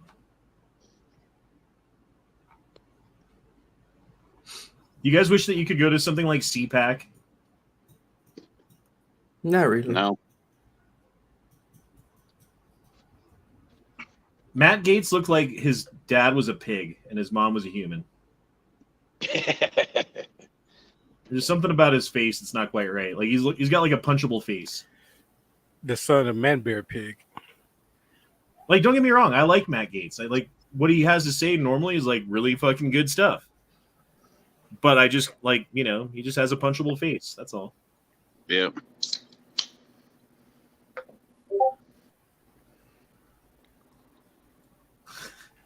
I don't agree with feminist movement. She wants male approval. Uta buta solo. Damn. Jabba the Hutt. Le Jabba no Baba. Oh, there was something. This thing. Celia. She made this. I don't know who the fuck this is. I'm just a woman standing in front of a man asking him to shut the entire fuck up. To which I replied, I don't even know who this is, but I'm like, I'm a man saying, go fuck yourself. I will never be quiet. And then she said something to it. It was like, we know. And so I replied to her, just another unlovable bitch. Damn. Damn. I don't even know who you are, Celia. But you're unlovable. Bitch. I know that. Someone get her some aloe vera for that burn. What the fuck? Oh, dude, we're watching the chat. Oh, no. Check this shit out. This guy's got fucking balls of steel. He's got some big balls. He's got some man tits too, but that's all right. We won't. Bye-bye, Julio. Arr. Damn. They need to play that Queen song. Here we are, born to be kings. We're the princes of the universe. Would you do that, Honda? Hell yeah, fuck yeah. Why not? Would you? Oh, fuck yes. Yeah, no reason not to. I like my back intact, thank you. I'm kind of gonna need that for work. Growing up as a kid, I used to climb on my roof and just run across the roof and jump off the house. So hell yeah, I do that. You kind of set yourself up for a Mexican joke, but I won't say it. Do it. Do it. No, just for YouTube purposes. Just do it. If it was Rumble, I would have said it. Oh, put it in okay. the side chat. I see. Okay, yeah, put in the side chat. I mean, I'm not gonna take offense to it. I mean, no, you know, you don't want to jump in the pool. The pool is wet. You know. Well, I mean, I'm just a classic. I'm probably gonna sink, but like you mean he's already done enough swimming? Yep. Oh. Well then. Well, I mean, Leo, I consider you a friend, so you can make those jokes. Right. But YouTube won't allow me to say it. No, I know, but we'll be back on Rumble if I say it. Why does Mexico always suck in the Olympics? Because all the motherfuckers good are here. Josh Taylor says it's a Saker 30 cal rated up to 300 Win mag. You can use it on any silencer for any caliber up to what it's rated for. So nothing wider than 30 cal, but you can use it for 223, 22, 9mm, 308, not 9 mil. Yeah, I was about to say not 9 mil. But you could do like 7.62 Tokarov or something like that. Yeah. We had a 308 silencer and we shot 220 all the time. Yeah, it probably doesn't work as well as if it were made for 223, but I'm sure it works better than no can, you know. Oh yeah, you can still shoot it with no hearing protection. So it worked fairly well. Princes of the universe. The Iraq veteran Hitler paint series part 2. Is that really why he made it 88? He said it was something with NASCAR. Because like he made a video a really long time ago, like addressing this specific thing. And he's like, I know, man, blah blah blah. All the people say that it's about this, but when I was making my YouTube channel, I tried Iraq Veteran and it was already taken. So I tried Iraq Veteran 8 and that was taken. So I just did 8888 until it worked. That's what he says. I don't know if that, you know. Right. I don't see any reason to not believe him. We're gonna pretend that we understand. I'm pretty sure you sounded just like Eric there, Honda. Yeah. About NASCAR. What's that? Oh, being Dale Earnhardt representing the 8. Was that why Dale? Is that why Dale Earnhardt's number is 88? No, it's 8. Dale Earnhardt Sr. 8 Junior. I don't know if he was ever 88 or not. Dude, and if he was born in 1988, that means he's 7 years younger than me and has way more money than me. So fuck you. So Honda, what does a 8 mean?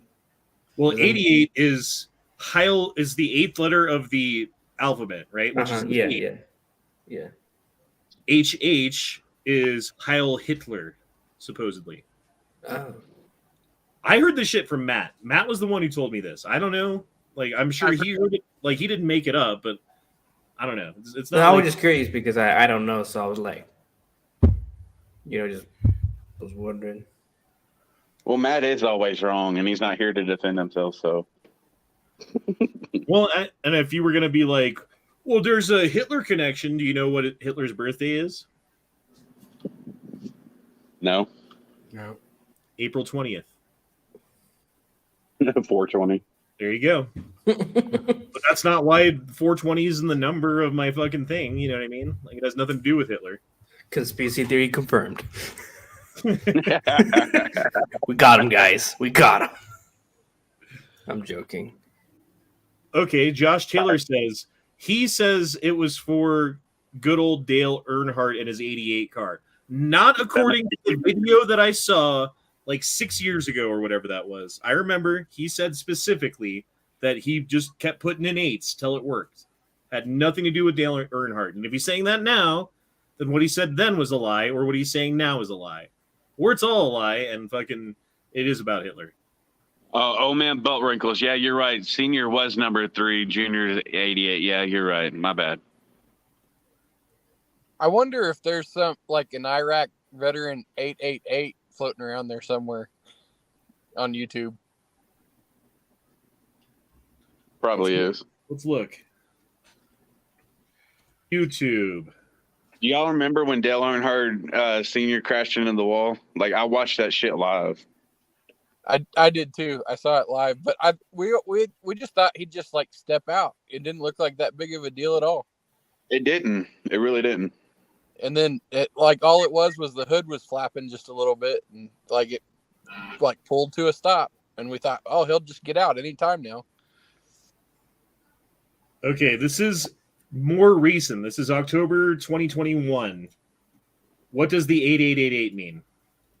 Been producing this YouTube content a very long time, and some of y'all have been watching me a very long time, and I really, really support your effort.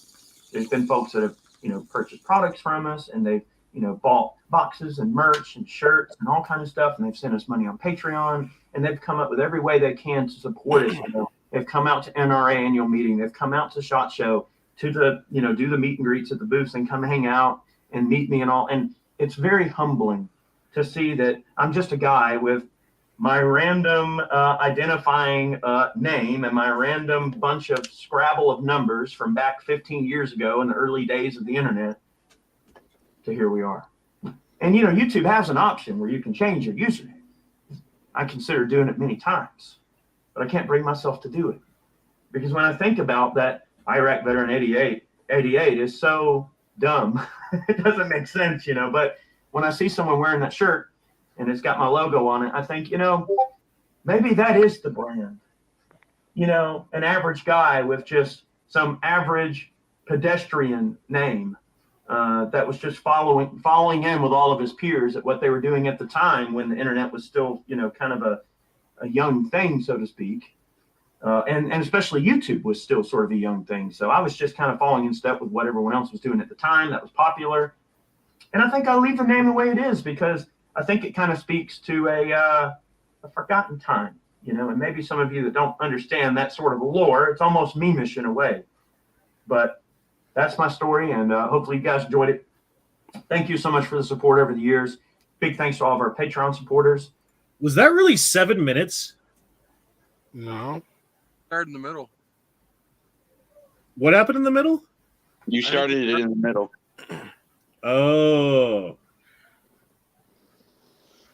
Oh, maybe because I already watched part of it and I'm like, shut up, Eric. And then I went away and then started watching it again. YouTube's like, well, you didn't finish watching this video. We'll leave you off right where you were. God damn it! You finished in the middle of it. Oh yeah, I do that a lot. Yeah. I finish early. Yeah. I always Eric finish. does have a lot of badass fucking guns, man, behind him. Yeah, and got your. What kind of Mosin is that? Makes Yankees wall look like fucking child's play. Yeah, well, that's not an M44 Mosin. That's like the weird in between Mosin. You got your baseball bat wrapped in fucking in barbed wire. Barbed wire. Thank you. Couldn't think of the word there. You know, The Negan bat. You got brown vest there. That's a Mexican cartel background right there. He's got his P320. What kind of blade is that over his head? Especially that weird looking machete back there. It's like a machete sword. Yeah. Machete. You know, I'd still take Yankees wall over that. Yankees wall's got like 35 guns on it. Yeah, Yankees got 13. He's got way more guns on his wall, and the guns that Yankee has are all like $1,000 revolver, another $1,000 revolver, $3,000 revolver, $5,000. Seriously, like how much do those Korths cost? Oh, they're like $5 grand. Today it was 4,500.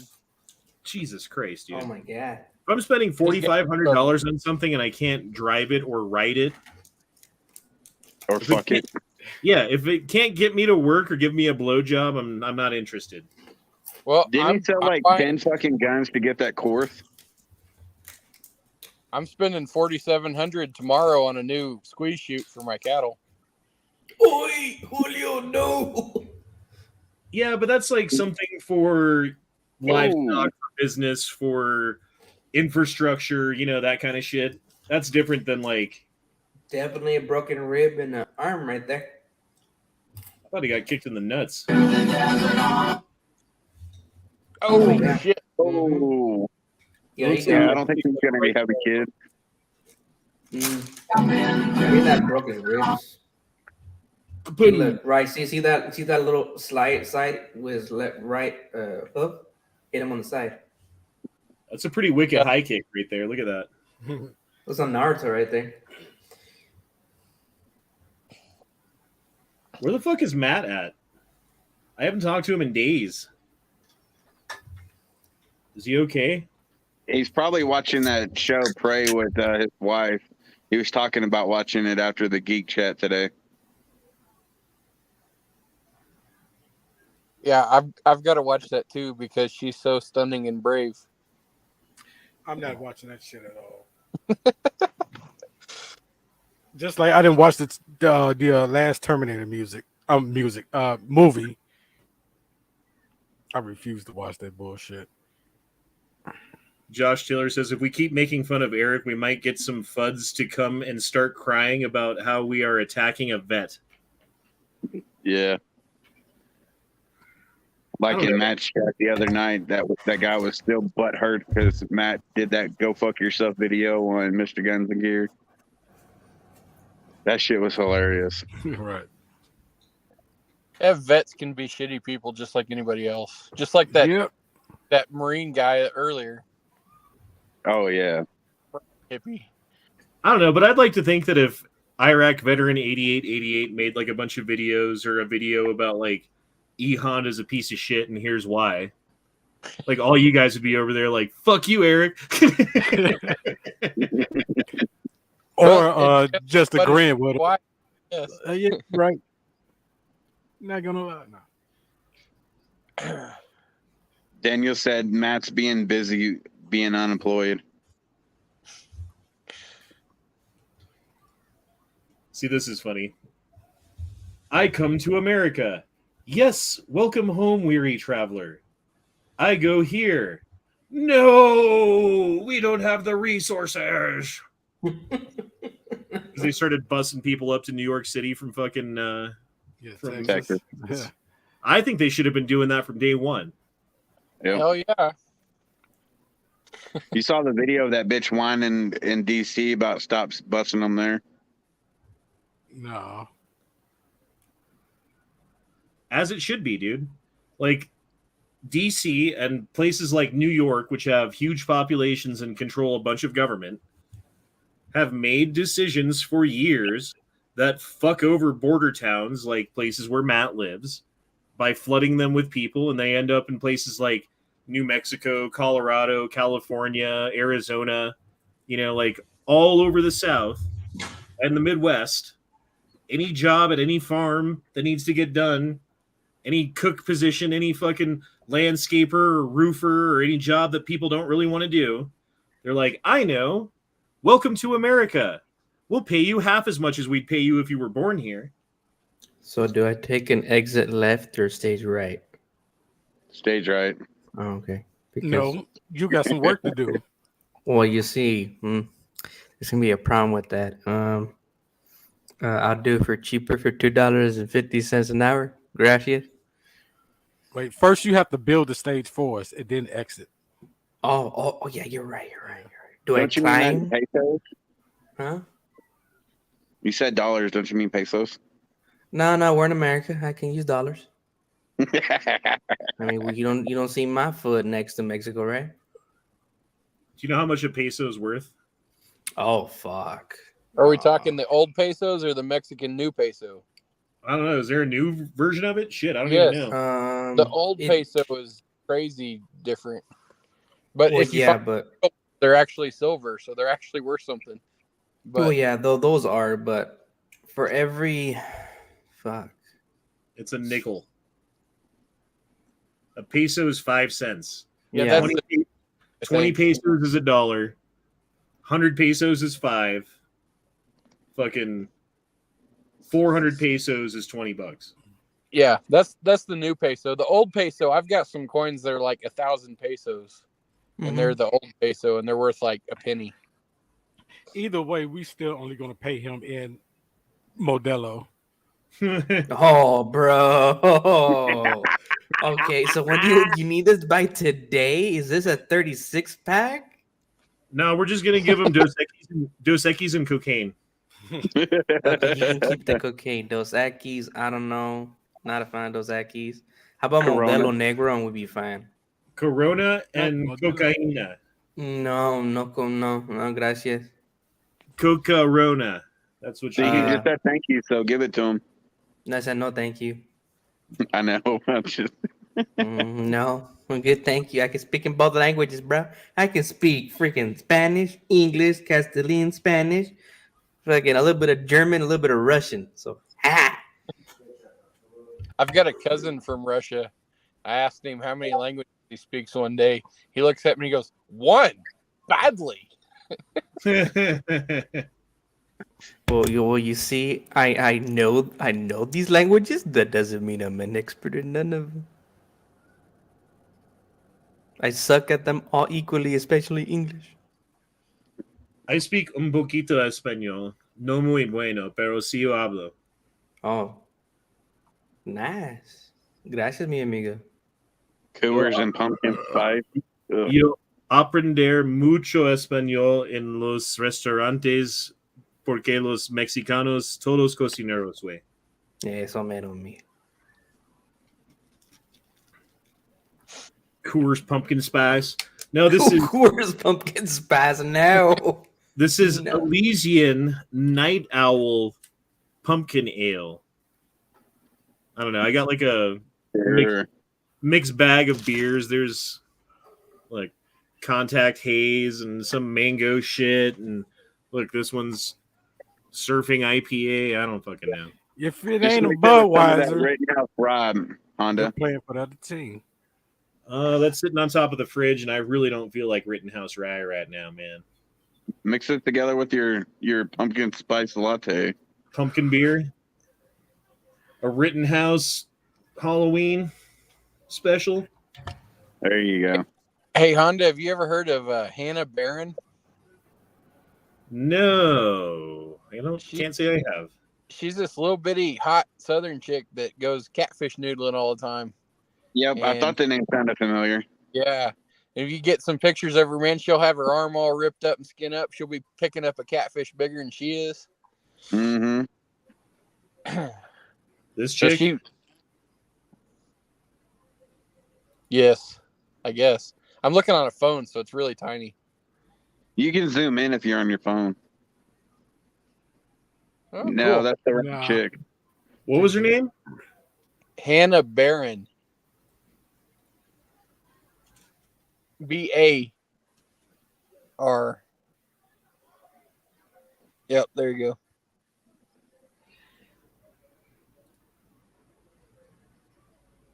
Oh, damn. Yeah, that's how I like him. Yeah, she's hot. Short and skinny. And pure white. And pure white. You know what's better than a tall woman with her legs wrapped around you? What's that? A short woman trying. Well, bro, I want to climb that mountain, my friend. I want expectations. Yeah, I like to, have to be a little bit careful because I might break them, kind of thing. I think she would break you with those thighs. Right. Yeah. Yeah, we'll see. I mean, he comes out crawling out of the bedroom. Help me! We probably won't be willing to find out. Is that what you're saying? I wouldn't mind finding out. And her voice she's got just the best Southern drawl. Yeah, she does. It's fucking hilarious. She got that thick Southern drawl. Uh-huh. These other women scare me because they remind me of Mexican women. Every picture of her, she's got a wedgie. Maybe she just pulls her fucking tiny shorts up as high as she can all the time. That's probably it. Is it just me or Southern women are just like Mexican women except white? I think they're wet in a lot of them. So I mean, because she's been in the water, so they're, you know how you get wet clothes. They all do that. There is something about it, like a good-looking girl with a Southern accent. Yeah. Like I usually usually it's like innocuous. I don't care one way or another. But if she's like really cute and has like a little twang to it, like damn. Yeah, I think she's like 5'1". She's little. Oh yeah, she's very tiny, but she is fucking hot. Mm-hmm. I know. Whenever they got a Southern accent, I think that they can cook. Oh, when I think of a Southern accent, I just think they're gonna kill me. He's like, "Oh, you sweet summer child," and I'm like, "Oh, fuck." Bless your heart. I'm like, no. Oh, I had to look at this Bless over your heart, farewell. Every time I hear "bless your heart," I just think of like they're gonna kill me. They're gonna kill me. Yeah, they're gonna kill me. I had to look at this one off screen just to make sure that it's okay. Oh. Got to protect that butthole, you know? That's like Yankees anti-werewolf device. Did y'all see that? No, what is that one? You should look it up. Go on Yankees channel and search it as anti-werewolf protection device. Werewipe? Yeah, werewife. Something like that. Werewolf. Damn it.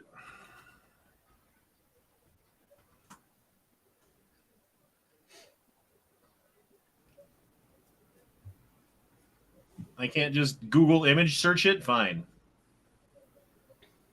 You probably have to put the Marshall. Yeah, I gotta.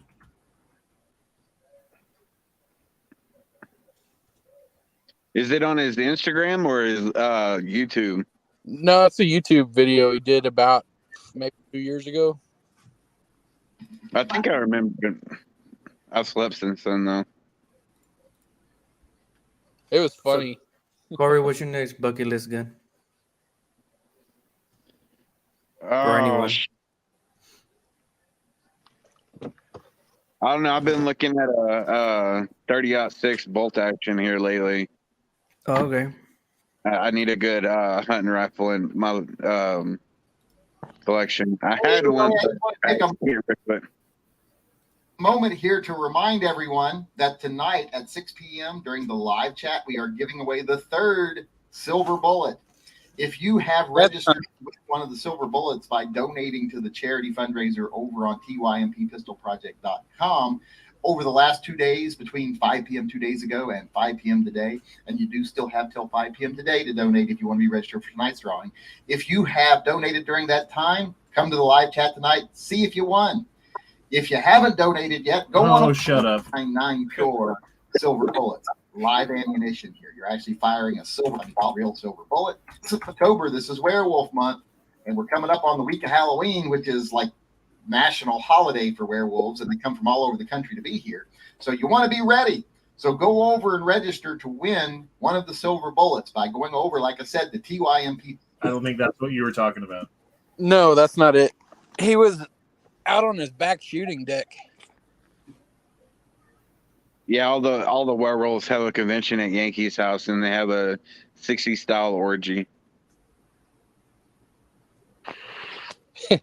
Just like scream a word at the full moon. I'm a werewolf. I never been there. What the hell? Have you ever seen the Mexican werewolves? Yeah, they're like, the hairy ones. Hey. We're not chupacabras. That gives us a very bad name. We're not chihuahuas. No. Hey. Oh, look, Marco Julio. Chihuahua. Chihuahua. It's some genetic thing where they just have like hair grow over their entire face. Yes, I've seen that guy on I think on like the Travel Channel or something like that. Look at that shit, bro. Wouldn't you, I would like shave. I don't know. I'd figure out a way. Nah, dude, I would prank people. I would prank people and say, "Awoo!" Just Zorro. I swear I thought you were gonna say you saw him at your family reunion. I probably did. That's mi primo, way, my tío. Dude, like, you'd be surprised. My primo tío, way. My primo tío, second remote, twice newlywed. ¿Estás la esposa de mi hermana? Oh, that video was crazy. That fucking snake had that dog wrapped up. And the kids save him? Yeah, let's watch this shit. Oh, yeah.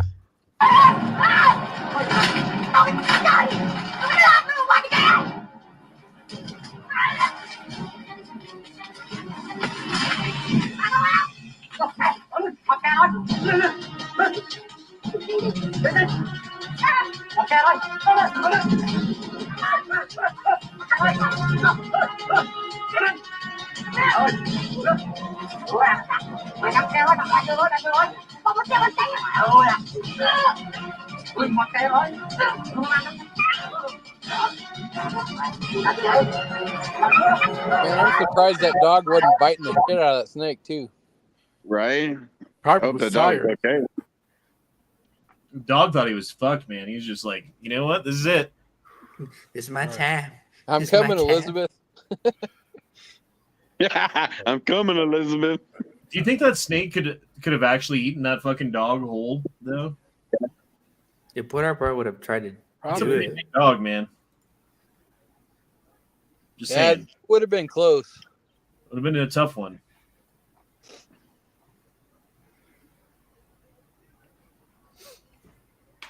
Tip of your tongue. When your dog is a prayer warrior. En el Hijo, en el Padre, Espíritu Santi. Yo te cuido, mijo. Todo bien. Y dormi por Santi, Hijo del Padre, Espíritu Santi. El sangre de Cristo. El sangre de Cristo en este momento te vamos a regir ahorita, señor. Contigo, güey. A ese, güey. I can't believe that shit killed 2 people, man. I didn't hear that. That's fun. That's great. Wow. I'm glad.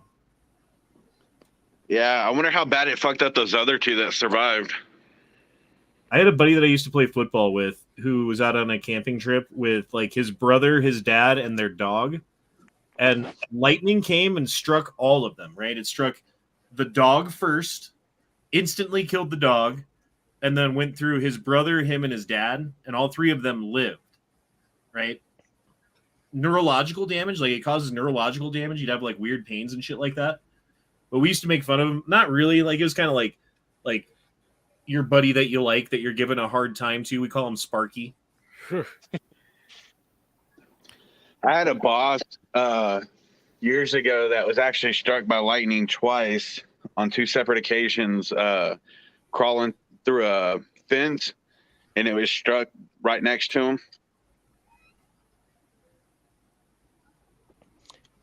I had a fence struck last summer. It struck a rebar post, and it like disintegrated the electric fence wire for about 200 yards in either direction. Where's that at? On the ground. Dude, one time my brother was playing a baseball game, and my mom and dad were with him watching the baseball game. I was home alone. And there was like a huge fucking rainstorm with like lots of lightning and thunder that came through. And at one point, like they were striking all around, dude. Like it looked like a nuclear bomb went off outside. Like everything lit up fucking bright. The whole house shook. Like plates inside of the cabinet were like rattling and shaking. And then it calmed down and blew over, and I went to sleep, and they got home late, and then I woke up the next day and forgot about it. And then a week later, my dad's out grilling on the patio and comes inside. He's like, Honda! And I'm like, oh God, what? And pulls me outside and blames me for the giant burn on the deck, being like, what the fuck did you do? You know? And right then I put it together. Like, while I'm getting blamed for this, oh yeah, the other night you guys were at the baseball game, lightning storm, the house shaking. There's a burn on the deck. That's new. We must have got struck by lightning. I got grounded for a month. Wow. Damn. Last year we had a bad, gnarly storm come through, and we had this big ass pecan tree, probably 40 feet from the front of our house. That bitch got struck by lightning, and it lit up the entire fucking block right there. It was gnarly. I don't know if you ever seen a tree get struck right in front of you, but that shit's crazy. Yeah. Honda's story made me remember when I was about 4, I had a kitten, and my sister was supposed to be watching me, but she was sleeping because she'd been out all night partying. And my kitten was like, I was pestering the shit out of it, and it crawled in the dishwasher to get away from me. And I had this stick thing, and I was trying to get the cat out of the dishwasher with my stick thing. I poked a hole through the window, and I told my sister that somebody must have shot it. And so she called my mom, and my mom called the sheriff, and the sheriff came out, and he was looking all over for a bullet in her house and never could find it. And then he went out in the woods, and he got a guy that was poaching bobcats, and he caught him. Probably ruined that dude's life. Damn. Yeah, but at least you didn't get in trouble. Yeah, I know. I was a good liar when I was a kid, man. Oh, Jesus. You must have looked for 30 minutes for a bullet in that kitchen, man. I was keeping my mouth shut. I was like, this is getting out of hand. Did you ever tell them in the future, later on, years later? Yeah, I told them later on. And my mom cracked up. She thought it was funny as hell. My sister insisted that I was wrong and that somebody shot the window. She insisted that I was remembering it wrong.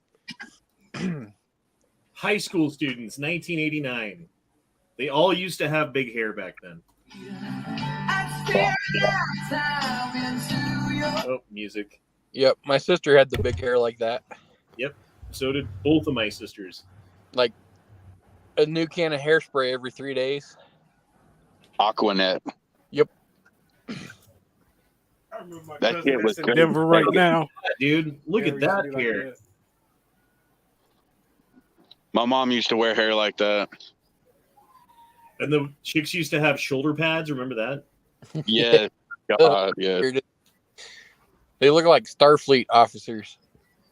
And then there's the black guy with the box fade. Yep, he got the flat top. Yeah.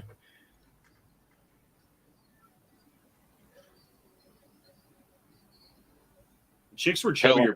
The fucking big hair shit's still popular. Actually, I feel like back in the 80s, the chicks were chubby. Now the chicks are chubby. But in the 90s, when I was in high school, they were like, most of the chicks were like bulimic or some shit. I'll never forget the fucking smell of that perm shit. Oh my god, fucking women back then were obsessed with perming their hair. Yeah. My wife's had 4 kids, you know. We've had 4 kids and she's still like 120 pounds. She's little. It's good, man. But she's fairly tall though. Good genetics, huh? Yeah. Well, her dad. I'm tall. I'm 6'5", 350. Her dad's almost a head taller than me. He's pretty tall. I've got some cousins well, my cousin John played in the European League professional basketball for 2 years. He's 7 foot tall. But my grandpa was 6'7". My dad was 6'4". My brother's 6'2", and I'm like 6'1.5". 5'2". My mom was over 6 foot, but my dad was only 5'6". And so when I was in high school, my dad came up to like my chest. It was funny. Well, my oldest son is an inch taller than me now. Like, you Man. motherfucker. It's because I drank coffee when I was like 13. Yeah. Oh, my dad. This is gonna sound weird, like I'm full of shit or something, but my dad was 66 when I was born, and he didn't look like it. He had solid black hair and everything, but he was born in 1917, and my grandfather hit him with a stick of wood because he wasn't carrying in the wood fast enough, and it broke his arm when he was 9 years old. And he ran away from home and never went back. And I think his growth was stunted because he didn't have enough to eat. Huh. And he used to exercise horses for food. And he became a jockey and a racehorse trainer. And he actually won the Preakness in 1956 with his horse that he trained. Wow. That's cool. He owned a Rolls Royce. He had a Phantom 5 Rolls Royce from that year. And he had a ranch on Half Moon Bay, which is basically where in San Francisco. And that ranch at the time was worth about $3 million. This was in the late 50s and early 60s, and it's probably worth $100 million now, that land. Oh, probably. And anyway, he cheated on his first wife, and she took everything. And my mom met him when she was a veterinary technician in Arkansas, and they got married and had me, and he's been broke my whole life, you know. He never had money when I was around, but that sucks. Yeah. See, I think I had like a milkman situation because all the women in my family are like 5'6" and shorter. Like my mom was 5'3", my sister's like 5'1". All the men in my family except for me are like 6 foot and shorter. And before my back got all fucked up, I was 6'6". I'm like the tallest fucking person in my entire family going back a couple generations. Yeah.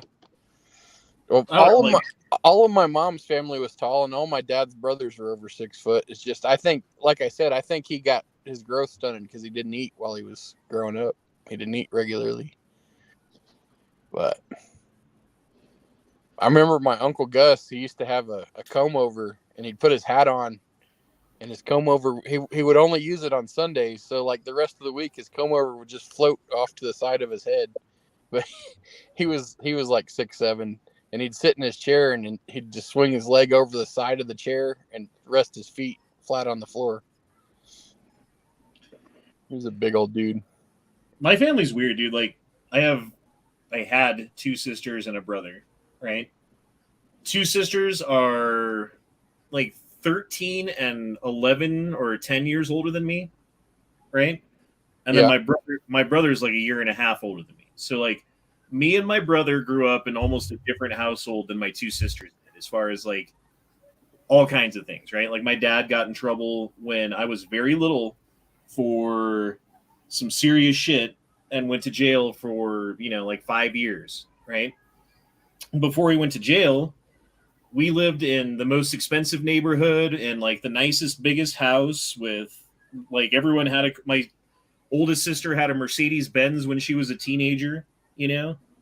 Right. Had fucking money. Dad went to jail when I was 5, got out when I was like 10. Never had money again. Didn't have money the entire time he was in jail. Because, like, my mom had to work fucking, like, I don't know, 50, 60 hours a week on top of raising 4 kids by herself. You know, like, there was no extra money. And when my dad finally got out of jail, my mom got sick with cancer and she couldn't work anymore. So that it was just him working. And again, like, one income paying for cancer treatment, 2 kids at that time because the 2 older siblings were out of the house. No money for anything. Like, if I wanted something, I had to go mow lawns and shovel driveways and do whatever I had to do to get money to buy it. And so, in some ways, I mean, that, like, made me very self-reliant. Like, I moved out of the house when I was 15 years old, like a month before I turned 16. Never moved back. I paid rent. I finished high school. I got a college scholarship. I played football. Like, I did all this stuff while paying rent and, you know, living on my own. So it's weird, dude. Like, my 2 oldest sisters, like, when my dad died, they were all upset, you know, or like when he was getting sick, my other sister was already dead, I should say, but my other sister was super upset because she grew up in a household where he was there and provided for them and, you know, like, had some sort of a normal relationship. When he got out of jail, I was 10 and I didn't know him and I didn't really care. And he was an asshole to me. And so I really didn't want to know him, you know? I don't know. It's just weird. Just weird. I can understand that. I mean, my parents got divorced when I was like 12. And so I'd live with one for a year and then I'd lived with another for a year. And whenever one of them would move somewhere, then I would want to go see how that was. So I'd go live with them at the new place. So I've lived all over the country.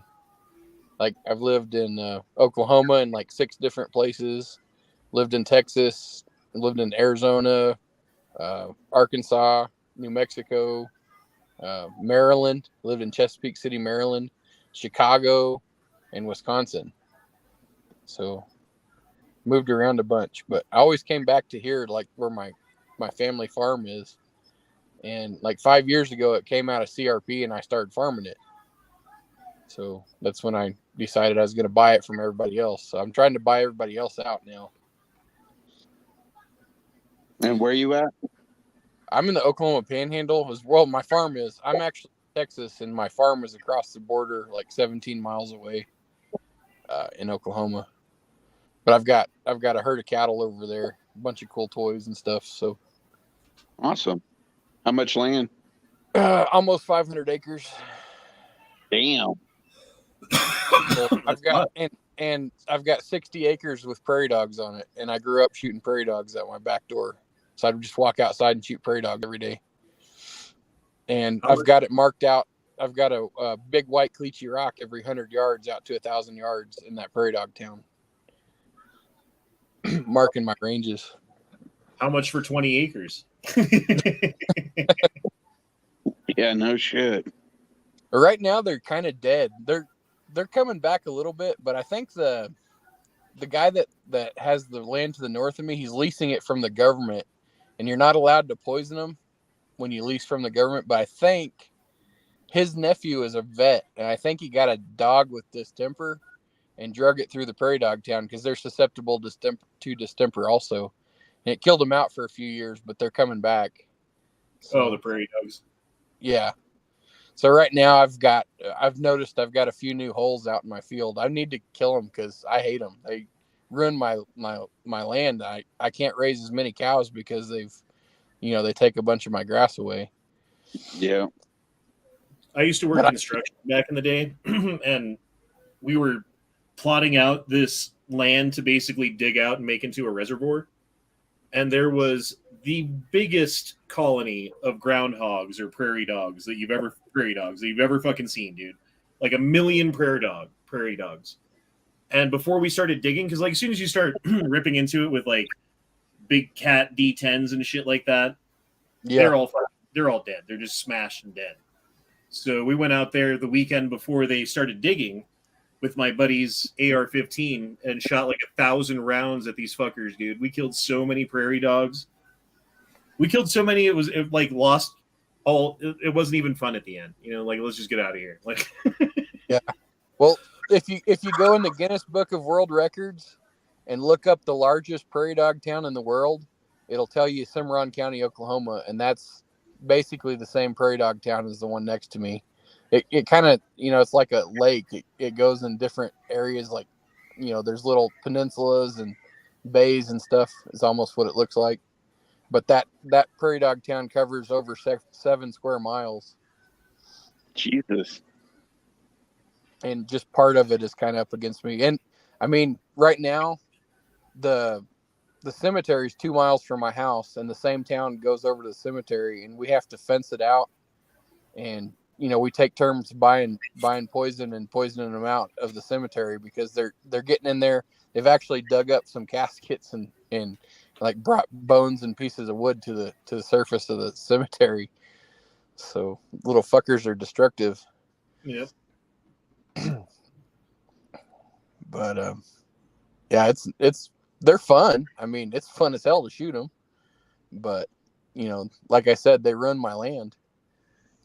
I could carry a lot more cows if I didn't have the 60 acres of prairie dog town.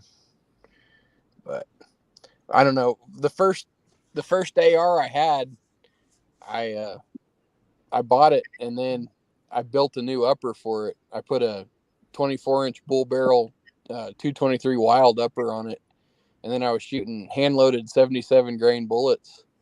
And I got, you know, I had a 18x scope on that thing, and I was shooting like 700 yards. I was shooting prairie dogs with it. Damn. But it was too expensive even with that. I switched over, and I shoot basically all I use now on them is my 17 HMR. I mean, unless I shoot with just a 22 or something when I'm just driving through. But yeah, 22's perfectly fine for prairie dog. Like, you don't need a ton of power. They're little fuckers, you know. Yeah, but I mean, I got more range with the 17. But the funny thing was, I would take my Prius.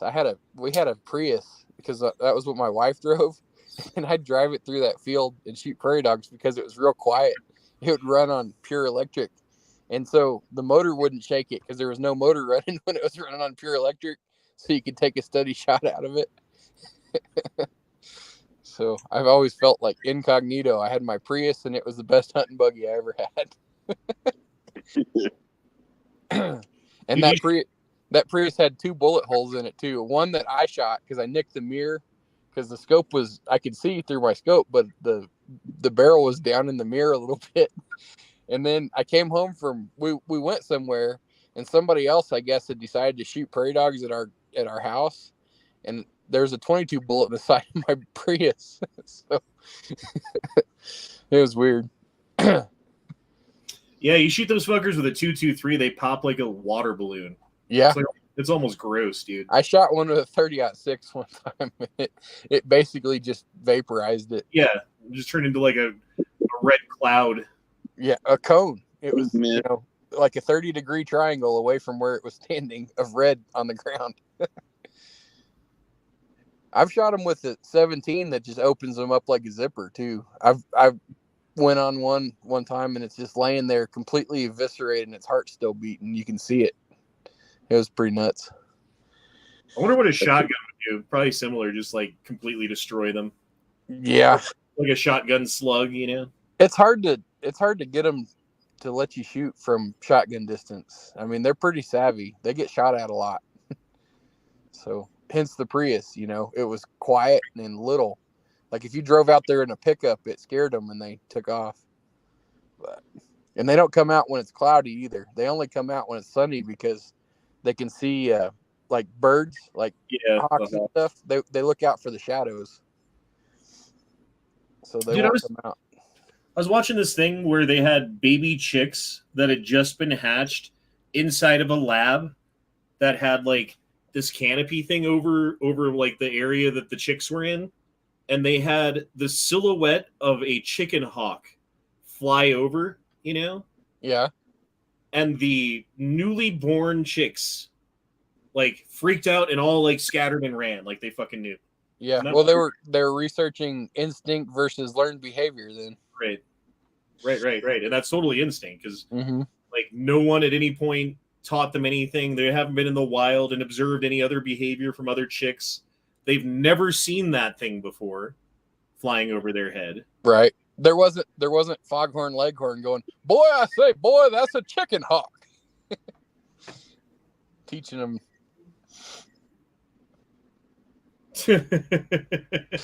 Does Biden still have COVID? Yeah. He's had it for like 2 weeks now. But And then he get it again. That was right after he said that he had cancer. Does he have cancer or fucking COVID? Probably both.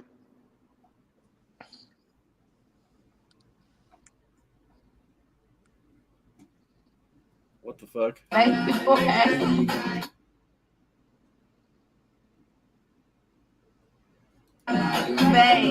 Some weird ass dancing. That's not natural. Neither is this.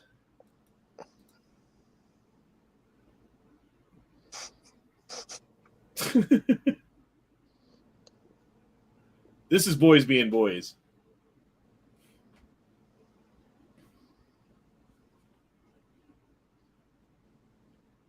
It's probably better with the music.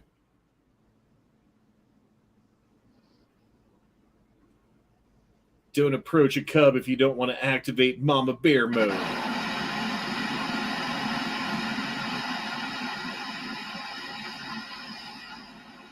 Yeah, you don't want to fuck with Mama Bear. Did you go to any national parks or state parks on the state park free day the other day, Honda? No. I mean, the only national park around me, there's state parks, but the only national park is Rocky Mountain National Park, which is like almost in Wyoming. Right. Well, I meant the state parks because I went up there. I went to Trinidad on Monday and went fishing.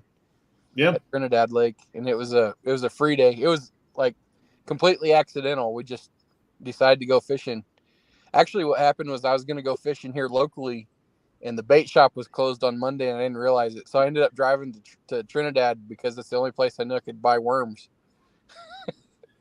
So, how far is that from you, Trinidad? I mean, that's like way southern Colorado, but that's not too far from Oklahoma Panhandle. Yeah, for me, that is like an hour and 45 minutes to Trinidad. So I go to Raton, and then I go up 25 over the Raton Pass and come down in Trinidad. So yeah, for me, it is 3-hour drive to get there. Right, because it's about 5 hours for us to go to Denver. I went to Colorado Springs in March and picked up a new car we bought. We bought one there.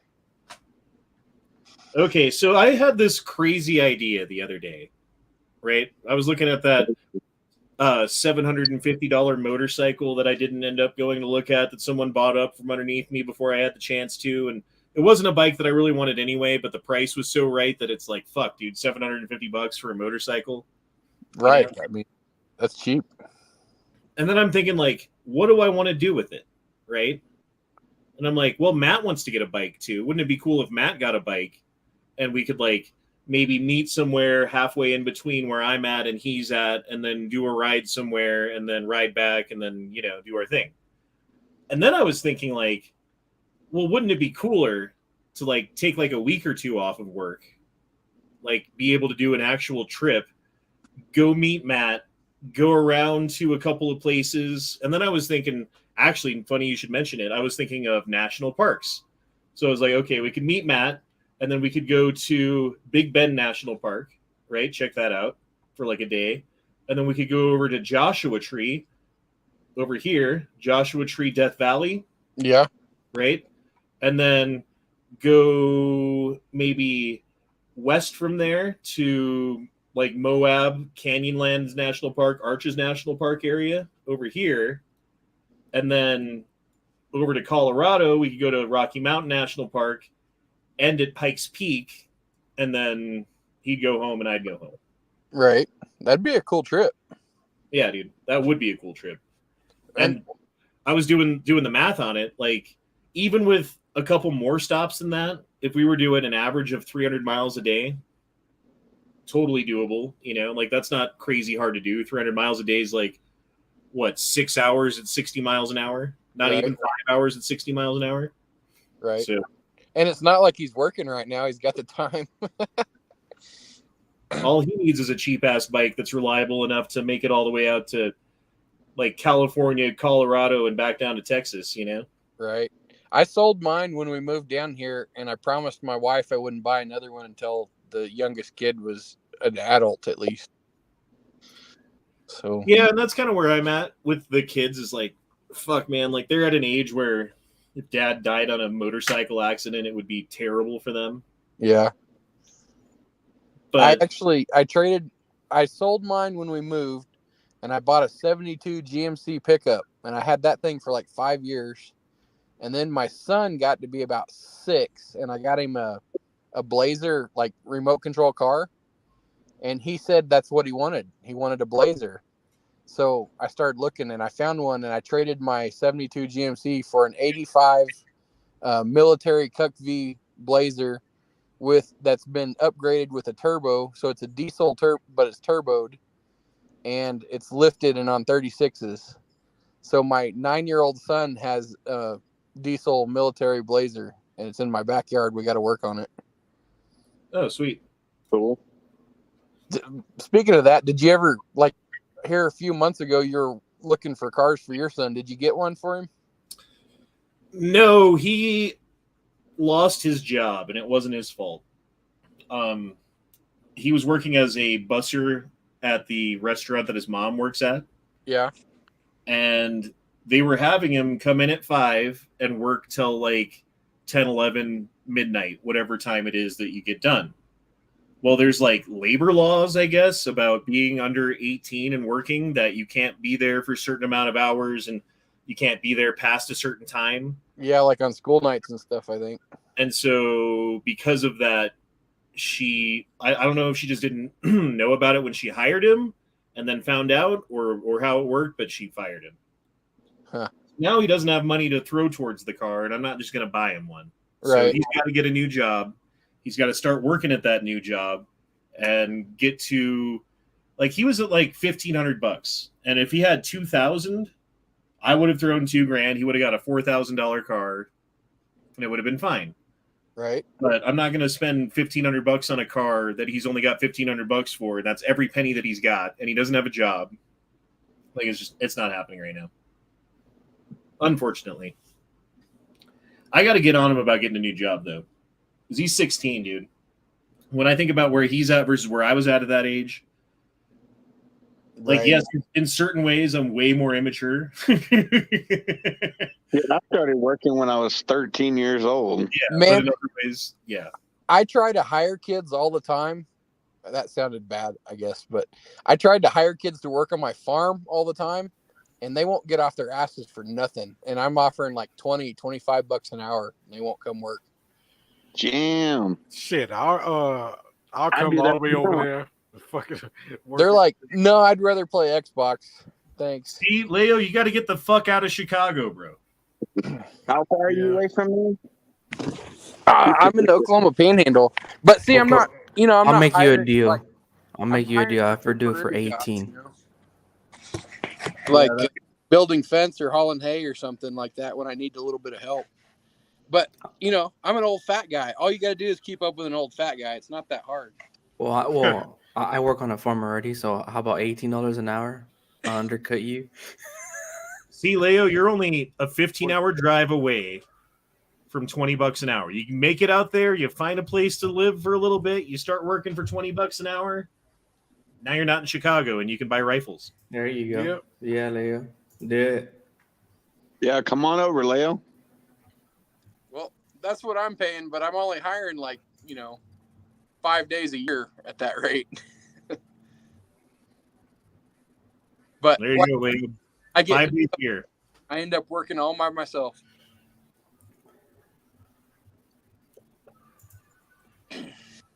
Dude, land's gotten goddamn expensive. It's stupid how expensive it is. Oh, yeah. I don't know shit. Tell me about it. I just bought a fucking house. Like the okay, so there's like this cheap land in Colorado and like Alamosa area down here that's like way far away from anything.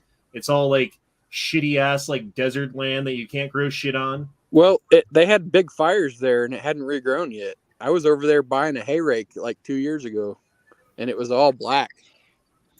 Well, it used to be like, I don't know, beginning of COVID, $1,000 an acre. You get 5 acres for $5,000. You could sometimes get 10 acres for $5,000. You know, like somewhere in here.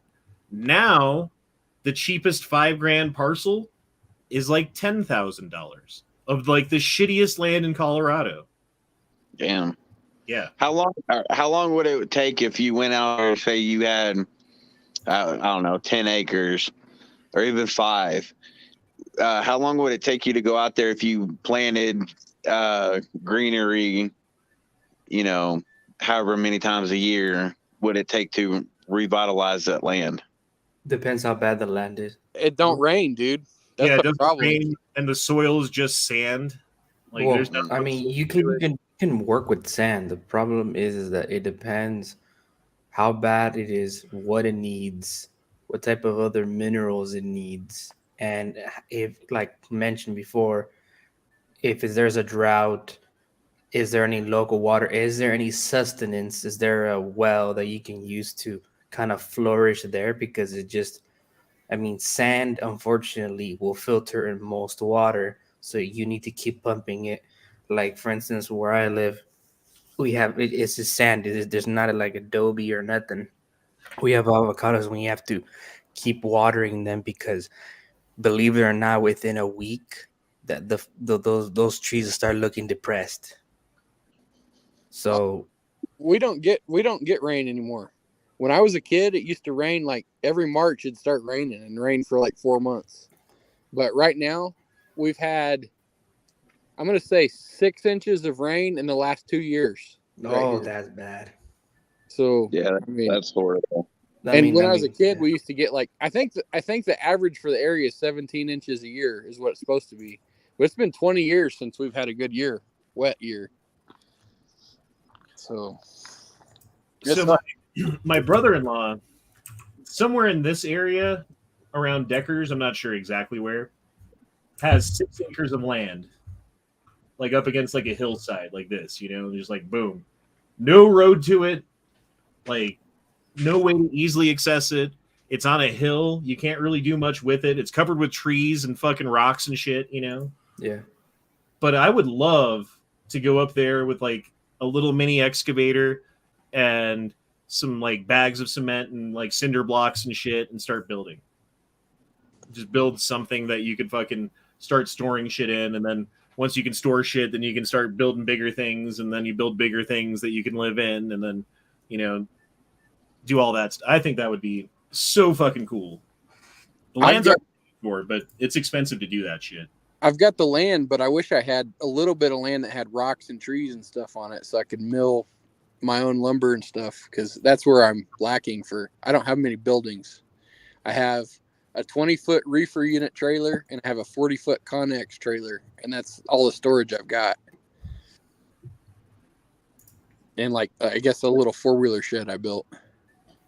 Couldn't you just find a bunch of fucking pallets and build shit out of that? I mean, yeah, but I work a 40-hour-a-week job, which this week I'm putting in 60 hours a week, and then I spend another 35 hours a week on my farm doing other stuff. I don't have time to build shit out of pallets either. Unfortunately, like when you have a farm and stuff like that, you'd be surprised. There's always something to do.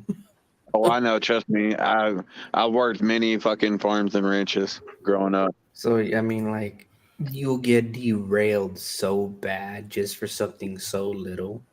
Like, that's the problem when like being on a farm is that 1 minute you'll be like, yeah, let's do this. And the next thing, oh, look at the cow is sick. Time to call the vet. The vet comes, the vet checks, and then you have to be like, okay, do we either dispatch it or what do we do?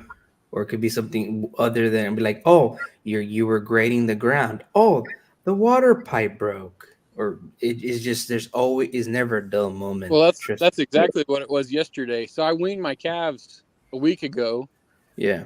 I separated 2 bulls that I hadn't castrated out. So they're like 600-pound bulls. I've got to take one to the sale barn. And I got to take one to my uncle because I promised him a bull out of my bull because he was looking for some and couldn't find some to sell or to buy. Yeah. And so I went over there to feed because I've got to feed extra now because they're in a little bitty pen. So they can't eat grass. So I have to feed them hay and cake every day. They can't graze, yeah. So I was over there doing that, and there's no water.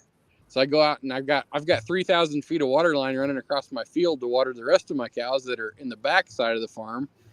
I went out there, there's no water there. So I went inside. So like extra 2 hours, I'm fiddling around, finally found a fuse. I guess the lightning hit the power lines and fried a fuse on my well. So, I mean, that's just an example of some of the shit that can happen, you know? Yeah. Oh, definitely, yeah. That was yesterday. It's a never-ending story when you work a fucking farm. Oh, I'm sure it's even worse these days with like supply chain problems. Like you used to be, like, you have your tractor would break or whatever. You need a new solenoid or fucking starter motor or something like that, right? You call up Cat, the Cat guy comes out a couple hours later with the part. You fucking rip it out, you throw it in, you start it up, you get it going, make sure it's good. He goes back, you're good to go. Now it's like, okay, I need a starter for my cat. Okay, I called 5 places, no one has it. The 6th place has it, but they're in a different state, and it costs a bunch of money to overnight, so I'll just regular ship it. It'll be here in 2 weeks. You know, like, fuck me. Well, it's even worse. Or I send my wife to get it because we have a Chevy Volt. I send my wife with the fuel efficient car to go pick up parts for me. Well, it's like even for us over here, like the main problem that I've been seeing is hay. Yeah, I was about to say that too. Alfalfa, dude. Mm-hmm. It's getting to the point that you're gonna outprice half of the farmers that are either can graze in a certain time of the year for your beef. So in that, like for instance, right now it's thing for alfalfa is about $30 to $35 a bale. Yeah, for small squares. Yeah, for small ones, yeah. That's bad. That I know California, but like I researched in Colorado, same thing. Most of the United States are that price because all of them either being exported from being traveled either from Tennessee, Arkansas, Mississippi, and that's just a local issue. Well, we actually have quite a few people that are raising alfalfa on irrigated circles. Yeah. So, but mostly they're in round bales. So yeah, $160 a ton in round bale, or you can go to the feed store and they have small squares for about $25 a bale. So it's not as bad as some places. But I started out cutting grass hay. I bought 2 tractors and a bunch of equipment and was cutting grass hay off my farm. And the first year I did great. I mean, I sold a ton of hay, and I was selling for $90 a bale for a 1,600-pound grass hay bale. And then I had a small square baler too, and I was selling those for $11 a bale. And the very next year, the Mennonites had been watching what I was doing, and the next year they flooded the market with hay, all kinds of hay. Mm-hmm. So I immediately went out and bought a herd of cows because I figured I wouldn't be able to sell this hay, so I might as well use it, right? Cows, right? And so that's what I did instead. I've been selling beef instead ever since then. Maybe it's time to switch back. Jesus, dude! Like if you can make that much off hay, like fuck it. Well, I can't grow it if it won't rain either. No, that's true. That's kind of problem is the drought. Mm-hmm. That's what's affecting some of the. That's why it's so expensive right now. Yeah, that's what it's affecting. It isn't the amount of it isn't the amount of people not growing it. It's the conditions. Right. So I still cut hay for my own cows for the winter time, but I only have to have 50 or 60 bales to get me through the winter. So I sold one of my tractors off, and then I started cutting hay last summer, and I cut 40 acres of grass and made 4 round bales and said, the hell with this, and bought a truckload of hay that came up from eastern Oklahoma. So hasn't there been a uptick in people selling their fucking cattle or butchering them? hell yeah. Oh yes, Yeah. they were Yeah. ditching them because the price of keeping them. So the prices of cows I keep an eye on it pretty close because I've got cows that I'm fixing to sell. I'm fixing to wean off my calves and sell them. So the feeder cattle are selling at pretty good prices right now, but like everybody's selling their old cows and all their culls out, and like the price of just like mama cows that you would use to build your herd is bottomed out. You can buy cows right now for 60 cents a pound, and they should be going for more like $1.40 or so. Yeah. But the feeder cows are still running like between 150 and 220. So I mean, there's still good prices on them, but I think I've got enough grass to hold on. So I think I'm going to hold off on selling mine for another month or two. I think the price is going to jump on the feeders. It is.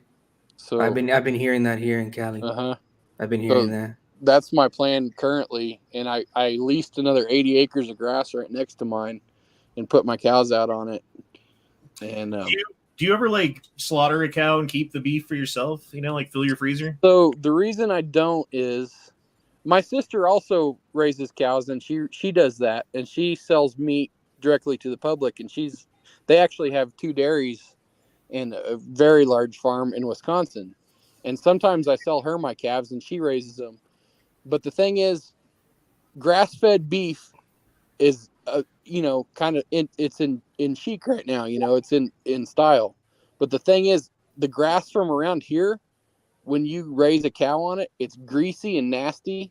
And all the farmers around here are like, grass-fed beef? These people eat this? But what they don't realize is that some places grass is belly high and green and nice and fresh, and it makes completely different meat.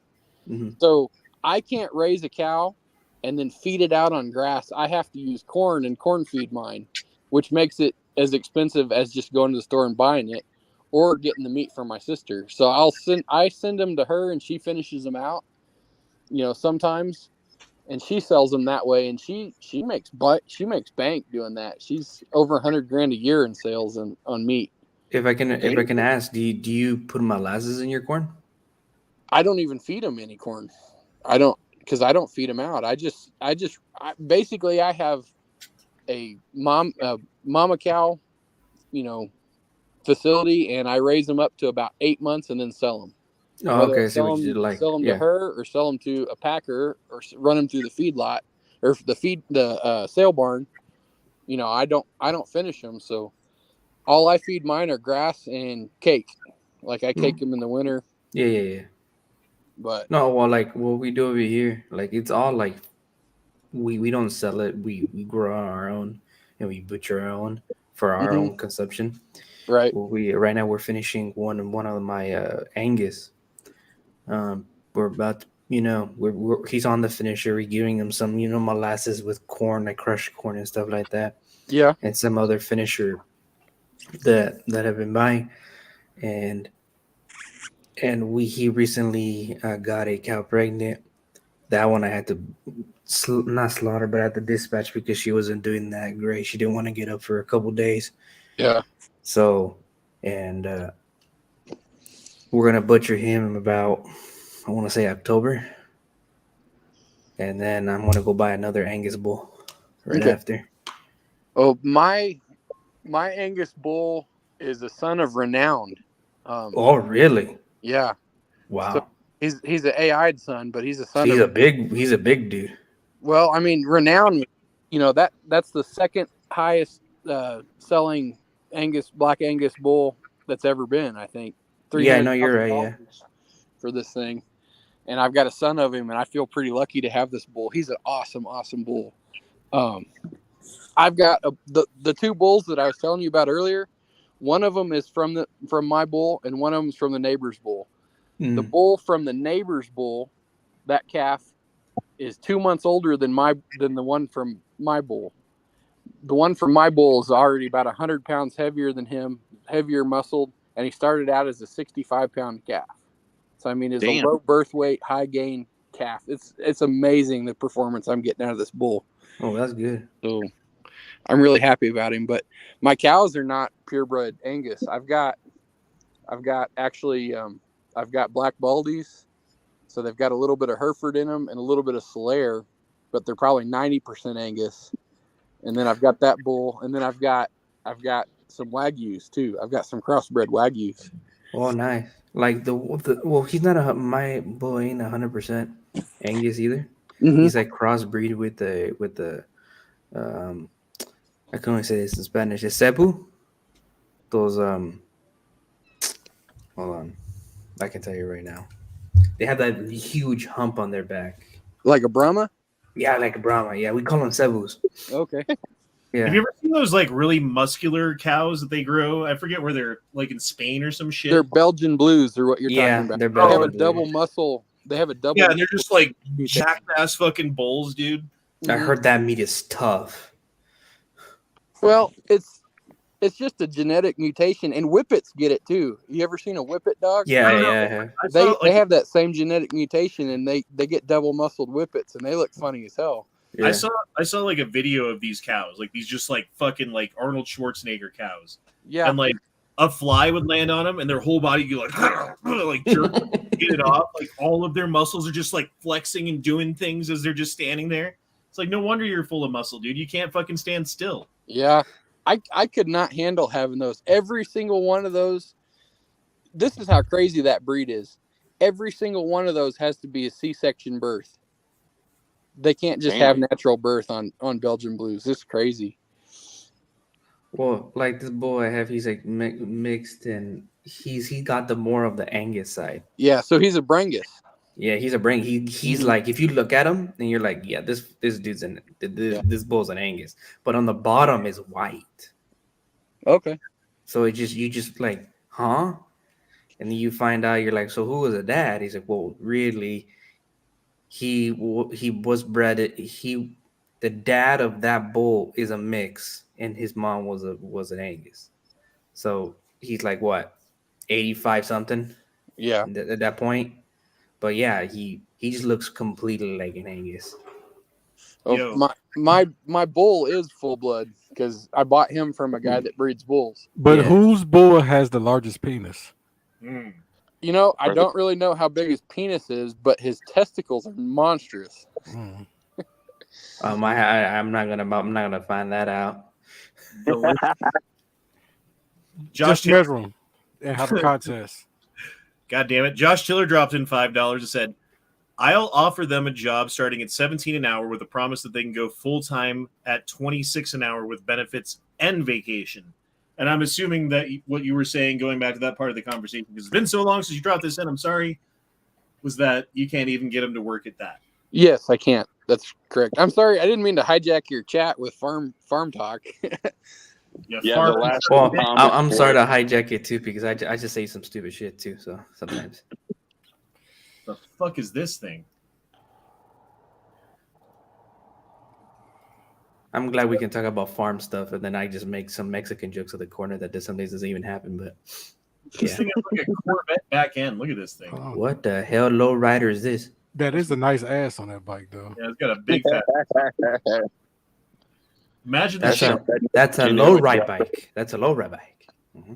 Dude, look how small the back seat is too. Like that'd be like a butt plug for like the chick that could fit on this thing. My fat ass ain't gonna fit on that. That's just stupid. That's redneck ingenuity. Well, I'm looking for the bike that I want to get. I did want to ask you on the topic of animal bulls. What's another breed of bull besides Angus that's good for meat? Wagyu. For meat? Yeah. Well, the Wagyus are really popular right now. I mean, you know, if you buy one though, it's gonna run you double for a crossbred. No, yeah. But I'm actually planning on selling some crossbred bulls out of mine when I have some. You know, okay. I've got 2 Wagyu cows right now, and I just bought them in March, so I don't have any bull calves yet. But I was gonna keep any heifers I got out of them and sell the bulls. Very nice. But, so this is the bike that I would get if I was gonna get a bike though. Is the Kawasaki Versus 650. Mainly built for on-road, but can do some off-road. Plenty powerful for highway.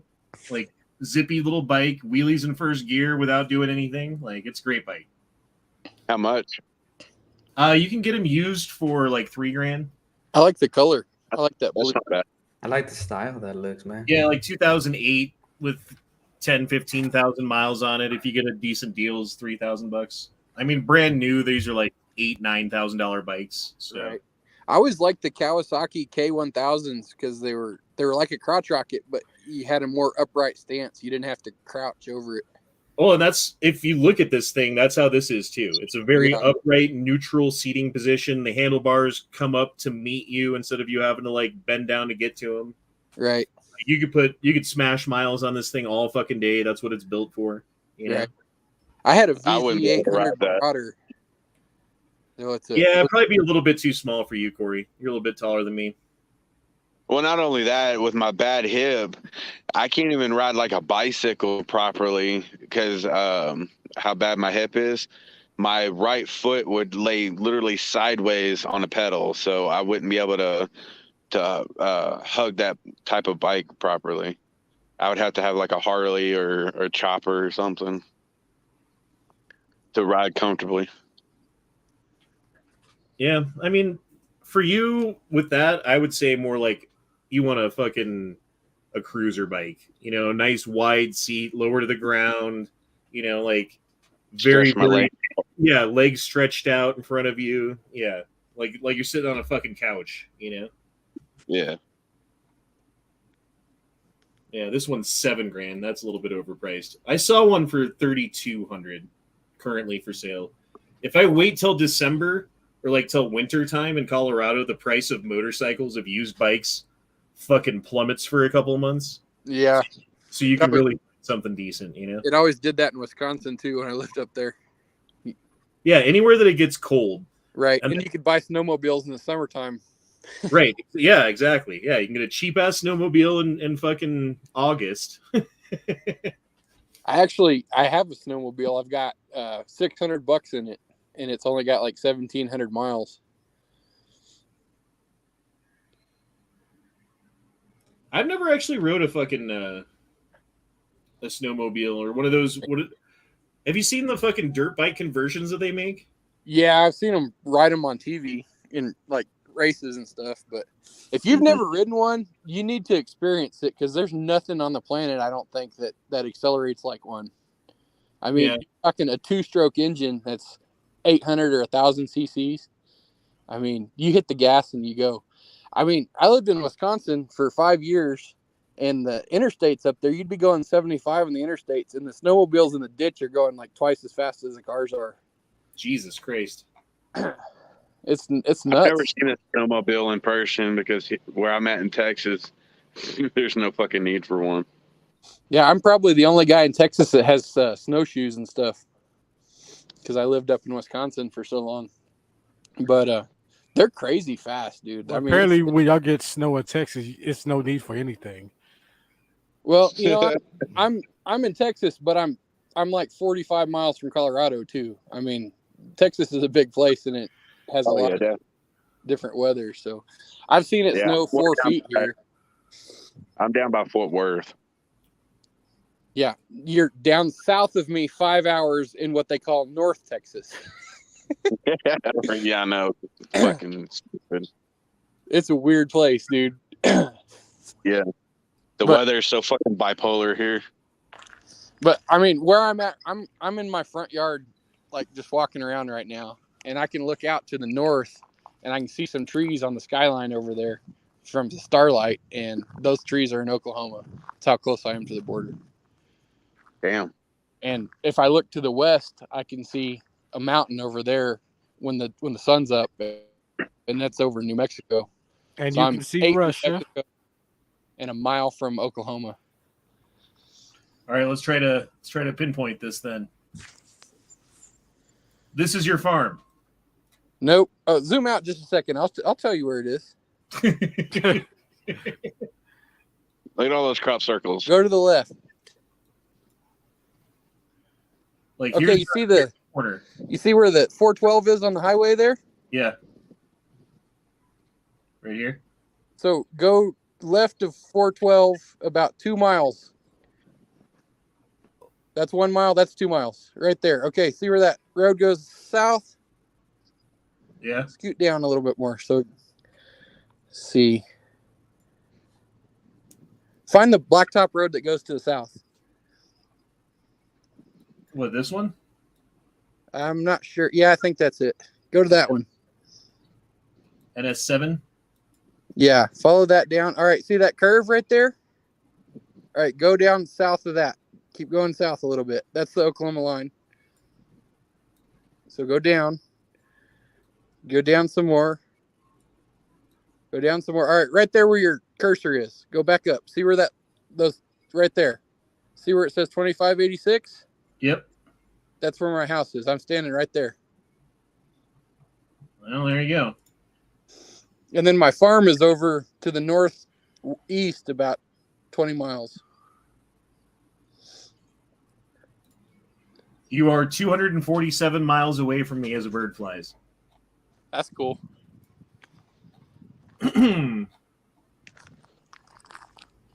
Well, shit. I think I gotta try. I gotta try snowmobiling out. That's next. I've done ski-doo. I've obviously done motorcycle multiple years. Never done a fucking snowmobile, but I think it would be fun. They're a freaking blast. And there's places that'll take you on tours and stuff that's pretty fun too. Dude, have y'all seen that floating around where those guys are riding on their snowmobiles and that one dude's off on the side, which would be the ditch, and he just fucking disappears in the snow. You see his little head pop up. Dude, that happen to me. There's some hardcore snowmobiling in Colorado. Like, there's places you can go and do those tours where it's like dudes die doing it. That's kind of I want to do. The cool thing about Wisconsin about it is there used to be like these train tracks that would go from the Great Lake to the other Great Lakes. So they'd put stuff on a barge, and then it'd cross across train tracks between the lakes, and then get on another barge. Well, they closed a bunch of those down and turned them into snowmobile trails, and you can go all the way across the state on a snowmobile. Oh, that's badass. And then they have like a bar every 6 miles in Wisconsin. It doesn't matter if it's in the middle of the country or what. There'll just be a bar there. And usually it's up against a creek or a river. And when the rivers freeze, people ride their snowmobiles down to the bar on the rivers, on the frozen water, and park out back and then go in and drink. It's just an interesting culture. Yeah, snowmobile bar, that's something different. You don't see that everywhere. And it's a blast. I mean, like how did they bring in the kegs? They just put it on the back of a snowmobile and like. Well, no, like the bar will have a road going up to it too. Oh, okay. But then you go out the back door and you get on your sled and just hop on the river. I mean, that's crazy. That's awesome. So, well, I think it's about that time, boys. We've been going 3 hours and 12 minutes now. Just over 3 hours. I'm starting to get kind of tired here, so I think that it's a good time to end it if everyone doesn't mind. Horse penis. I do appreciate everyone showing up tonight, everyone for being part of the panel. Again, thank you guys for being here. Couldn't do it without you. Yeah. We'll be back. Been an interesting chat. It has, yeah. Thank you for the invite. We learned about all kinds of cow stuff tonight that I didn't know. It's kind of cool. But we will be back tomorrow night for a little gay frog action. I've got a couple of new guests that I'm trying to get on who are available on Sunday evening. So hopefully we can get a couple new people on too. That's always fun to have. But we'll see if that works out tomorrow. But at any rate, I do appreciate you guys. Take care of yourselves. Have a good night. Get some rest. And we'll see you tomorrow. Peace out. Adios. See ya.